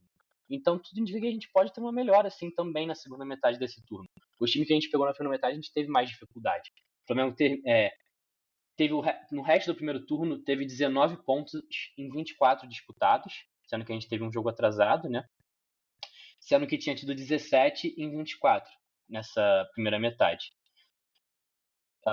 Não, desculpa, tinha tido 21 em 30 nessa primeira metade, nesses primeiros 10 jogos. Nos outros 8 teve 19 em 24, chegando a 40 pontos em 54 no primeiro turno, Enquanto o Palmeiras teve só 14 pontos em 21 no resto do primeiro turno. E terminou o turno com 36 pontos em 51 disputados. Eles disputaram um jogo a menos que a gente no primeiro turno, mas eles terminaram 4 pontos atrás. Então, mesmo que eles ganhem o jogo atrasado, a gente já seria líder do primeiro turno, né? Pensando dessa forma. E é muito... aliás, eles têm 2 jogos atrasados, a gente tem um também. Então, eles poderiam passar a gente ainda, mas o que é fato é que o Flamengo cresceu. E eu não vou analisar o Cruzeiro, Alex, porque eu acho que o Cruzeiro saiu da disputa do título. Quando eu fiz as tabelas, o Cruzeiro ainda tá, mas o Cruzeiro empatou com o Sport em casa. Eu não vejo o Cruzeiro disputando esse título mais, porque a distância virtual pro Palmeiras já é muito grande, entendeu? Não acho que eles passam. Então nem vou entrar muito nas questões do Cruzeiro. O Cruzeiro, assim, resumo da tabela, ele tem facilidade nos jogos em casa, tem dificuldade nos jogos fora. Mas eu acho que me dá um aspecto positivo para essa sequência, Alex, que eu acho que já pode puxar um pouco para nossa projeção para essa sequência pós-data FIFA, que é o seguinte: o Flamengo objetivamente foi melhor na segunda metade do primeiro turno. O Flamengo chegou para o confronto direto sem ser líder, com uma distância de 4 pontos do Palmeiras, e terminou o turno como líder. Então acho que a gente não está numa distância inalcançável do Palmeiras nesse momento, e acho que a gente pode crescer ainda até o final do ano, como cresceu na segunda parte do primeiro turno, porque a gente pega jogos difíceis no início do primeiro turno. A gente jogou contra os 2 times do Sul, que a gente costuma ter dificuldade fora. A gente jogou contra o Juventude, costuma ter dificuldade fora. A gente tem o clássico contra o Vasco, jogos contra Cruzeiro, Botafogo, contra Cruzeiro, Bahia, Palmeiras, né, que são times de topo de tabela, e clássicos contra Vasco e Botafogo, para além de um jogo contra o Corinthians. Então, os 10 primeiros jogos do Flamengo, de fato, são jogos difíceis. Assim, acho que esse comentário do Felipe faz sentido. Mas tem que abrir também, tem que ligar o sinal de alerta, né? Porque a gente foi pior nessa sequência até agora do que foi no primeiro turno. Dito isso, ainda dá para recuperar. Se a gente ganhar de Botafogo e Palmeiras, dá para a gente chegar com a mesma pontuação na mesma rodada 10. E o Palmeiras virtualmente com menos pontos, né? Aliás, com a mesma pontuação também. Acho que é isso, assim, Alex, em relação a isso. Eu me sinto bem otimista ainda. Eu acho que a data FIFA vai fazer bem ao time. O Felipe sempre fala que joga com 4 dias de diferença, o time fica descansado, joga com 3 dias, o time fica mal. Então acho que a data FIFA é hora dele provar isso também, né? E o time voltar voando contra Botafogo e Palmeiras na semana que vem. Cara, eu acho que é muito claro que a gente deu muita sorte. Muitas pessoas podem dizer que foi uma questão de boa negociação. É o fato de que a gente basicamente não tem ninguém, né? Uhum. Então a gente tá com um elenco todo à disposição para treinar, se recuperar fisicamente e também desenvolver outras alternativas, né? Como você falou, um desenvolvimento tático, uma questão que pode ajudar esse time a caminhar melhor nos próximos jogos.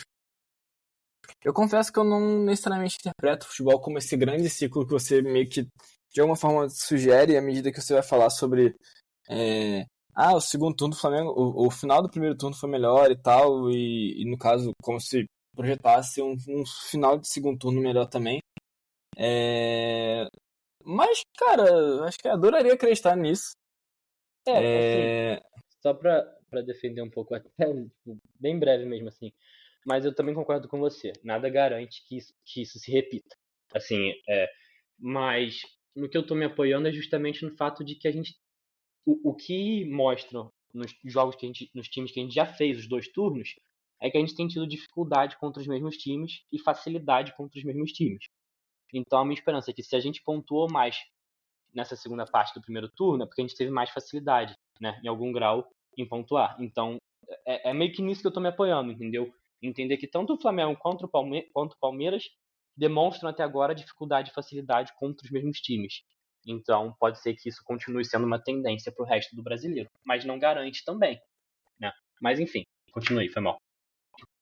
Não, é isso, cara. Tipo, eu acho que existe uma janela objetiva, assim, né? De capacidade do Flamengo poder se reinventar, do Felipe poder se reinventar, que é muito mais factível do que outras coisas, até porque, assim,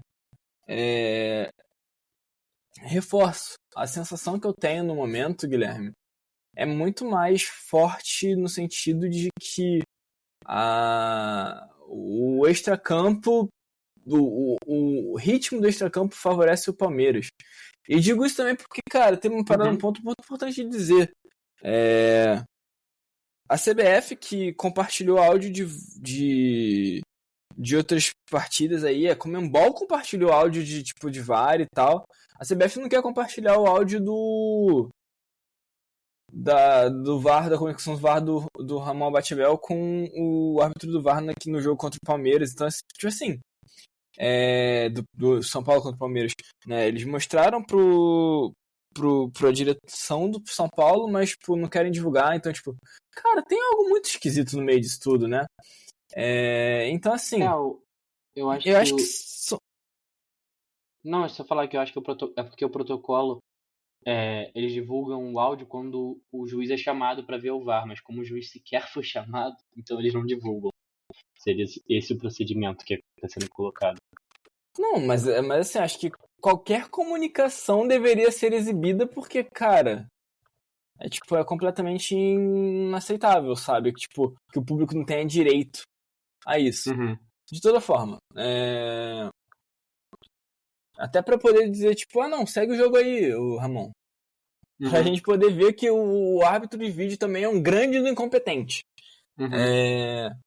Então, assim, eu acho que a sensação parece essa, sabe? De, tipo, a gente vai chegar lá, vai fazer o que a gente tá fazendo, vai ser prejudicado de vez em quando, porque a arbitragem é uma merda. O Palmeiras também vai ser prejudicado, favorecido, porque a arbitragem é uma merda. Eu não falo que a gente vai ser privilegiado, porque nos últimos jogos é muito difícil o Flamengo receber uma falta, uma expulsão que o favorece, que não seja justa. Nos últimos tempos, assim, eu dou graças a Deus por isso, porque eu realmente odeio. Porque, assim, se a gente já sofre a fama de ser privilegiado quando nem isso a gente imagina se a gente fosse, né? Então, então realmente eu agradeço por não acontecer isso, mas seria bom que o Palmeiras também não fosse, né? E não parece que isso vai mudar tão cedo. Mas, assim, eu me sinto meio cético com relação a essa questão, porque eles ainda têm o jogo a menos.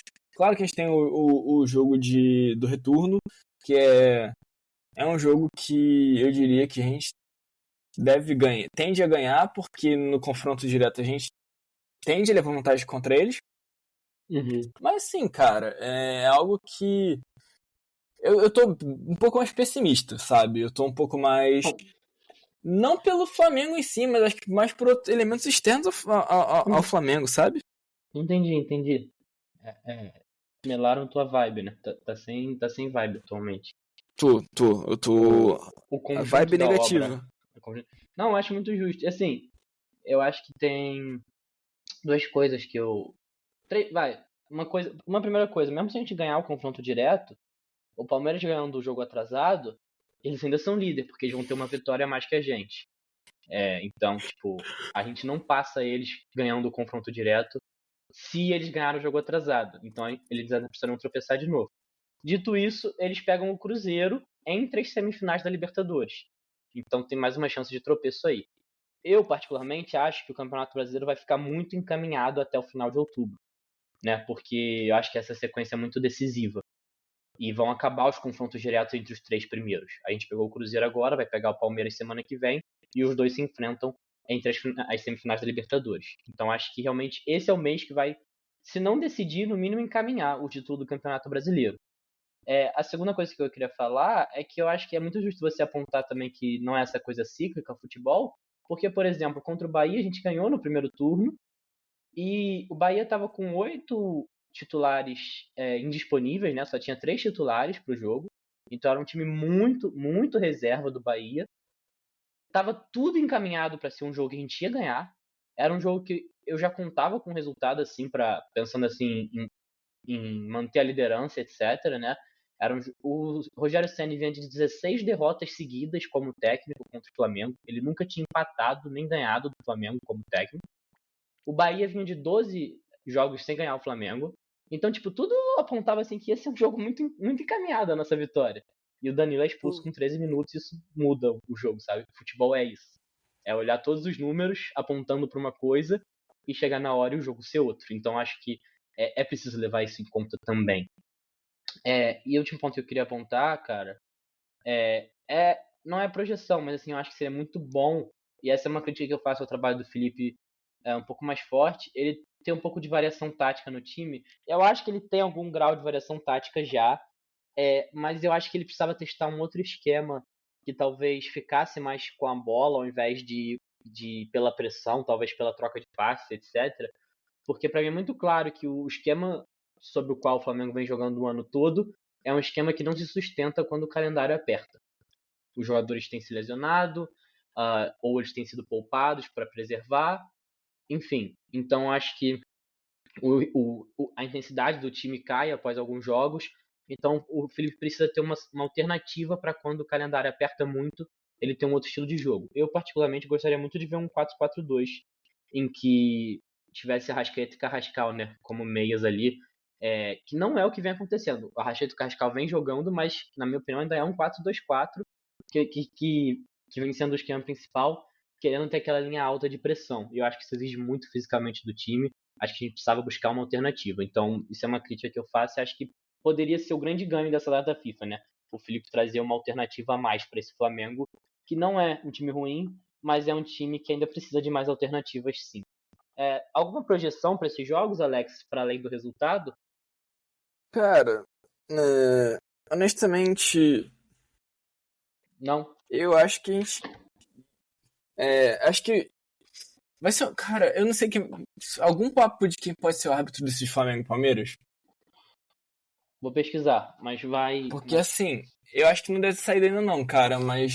Guilherme, é um jogo, assim, tenebroso, cara. Se botaram Ramon Batiabel é sacanagem. Esse não vai acontecer. Eu ia achar até engraçado. Não pode acontecer, tá ligado? Não pode acontecer isso. eu tô assim, tipo, pelo amor de Deus, né? Não pode, não tem como. Assim, cara, vai ser um jogo muito pesado, tá? Pesado, eu digo assim, sentido tipo porradaria, o ambiente pré-jogo vai ser um caos. Eu acho que... Mas eu acho que a gente ganha porque, cara, no campo bola tem sido isso, sabe? E, cara, eu vou te falar, sensação... Eu já tô meio que falando, meio que um pouco a minha ideia de que vai ser o placar, né? Meu palpite, né? Sem falar o palpite, mas assim, sensação de Botafogo e Flamengo. Não quero que seja o caso, mas é tipo... Cara de empate. Assim, seguindo a ideia do futebol cíclico que eu tava trazendo, a gente empatou com eles no primeiro turno, então...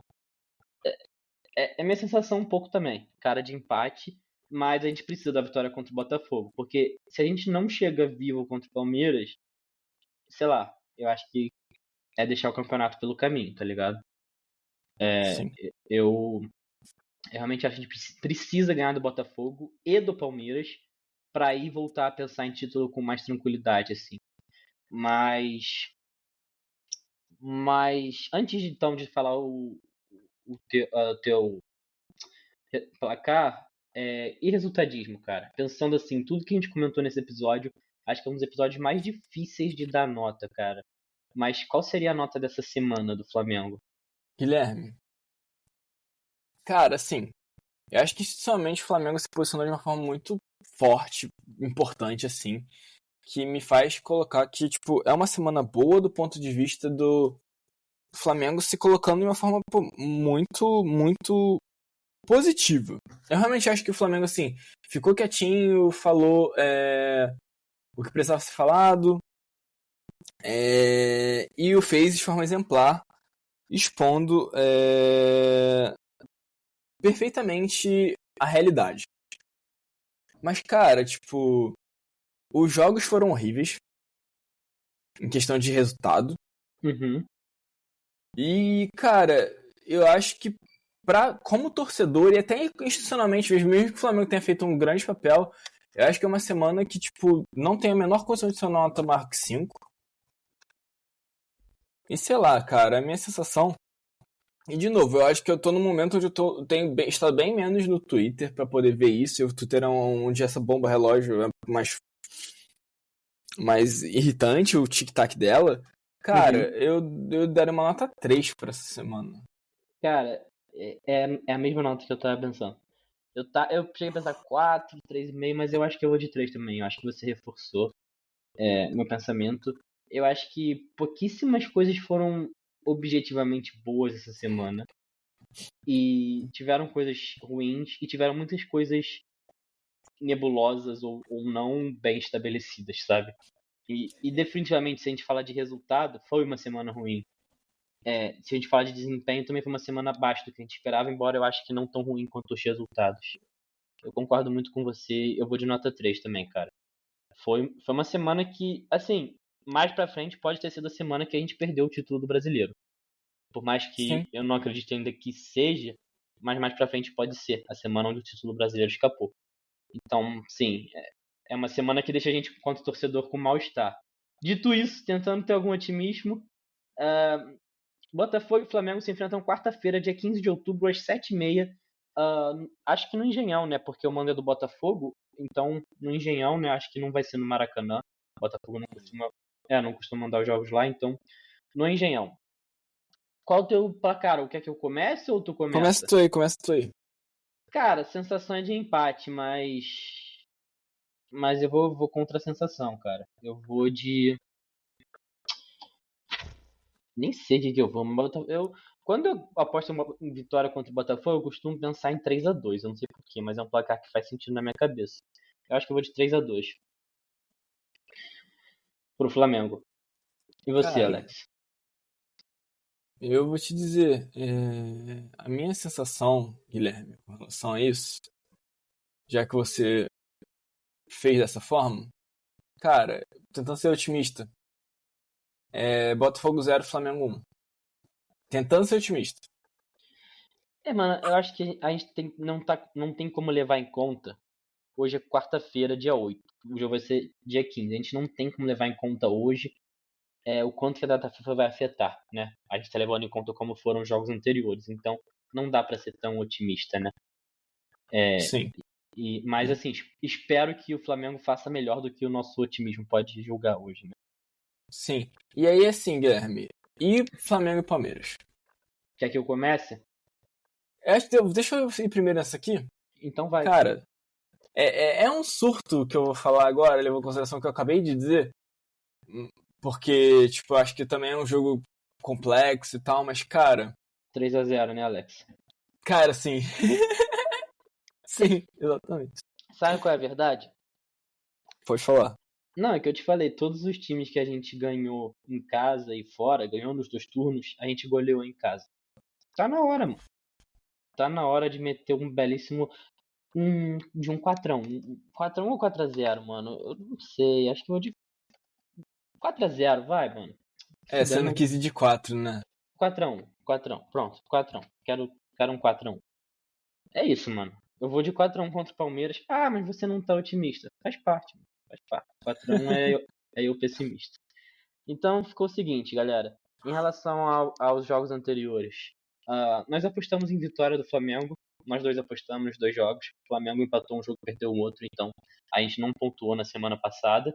Então seguimos com o Alex com 37 pontos e eu com 25. E para a semana que vem, Botafogo, o Alex apostou 1-0 Flamengo, eu apostei 3-2 Flamengo.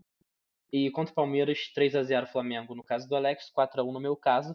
Acho que o sentimento geral é que o jogo do Botafogo traz menos otimismo que o do Palmeiras, de alguma forma, né? É meio bizarro isso, mas eu acho que é a sensação hoje. Lembrando que Flamengo e Palmeiras vai ser domingo, dia 19 de outubro, às 6h30. 6h30. E a gente vai estar gravando de volta, né? Como falamos no início, segunda-feira, dia 20 de outubro, a princípio. Esperamos estar postando no dia 20 também, nosso próximo episódio, então, se você quiser acompanhar. É isso, né, Alex? É isto, Guilherme. Hoje deu pra gastar saliva, mano. Hoje deu pra falar legal. um pouco, né? Secou legal a saliva. Minha garganta chega a estar seca. Preciso de um descanso, de um copo d'água, mas antes de um encerramento. Saudações rubro-negras. Saudações rubro-negras. Não dá, Fernando.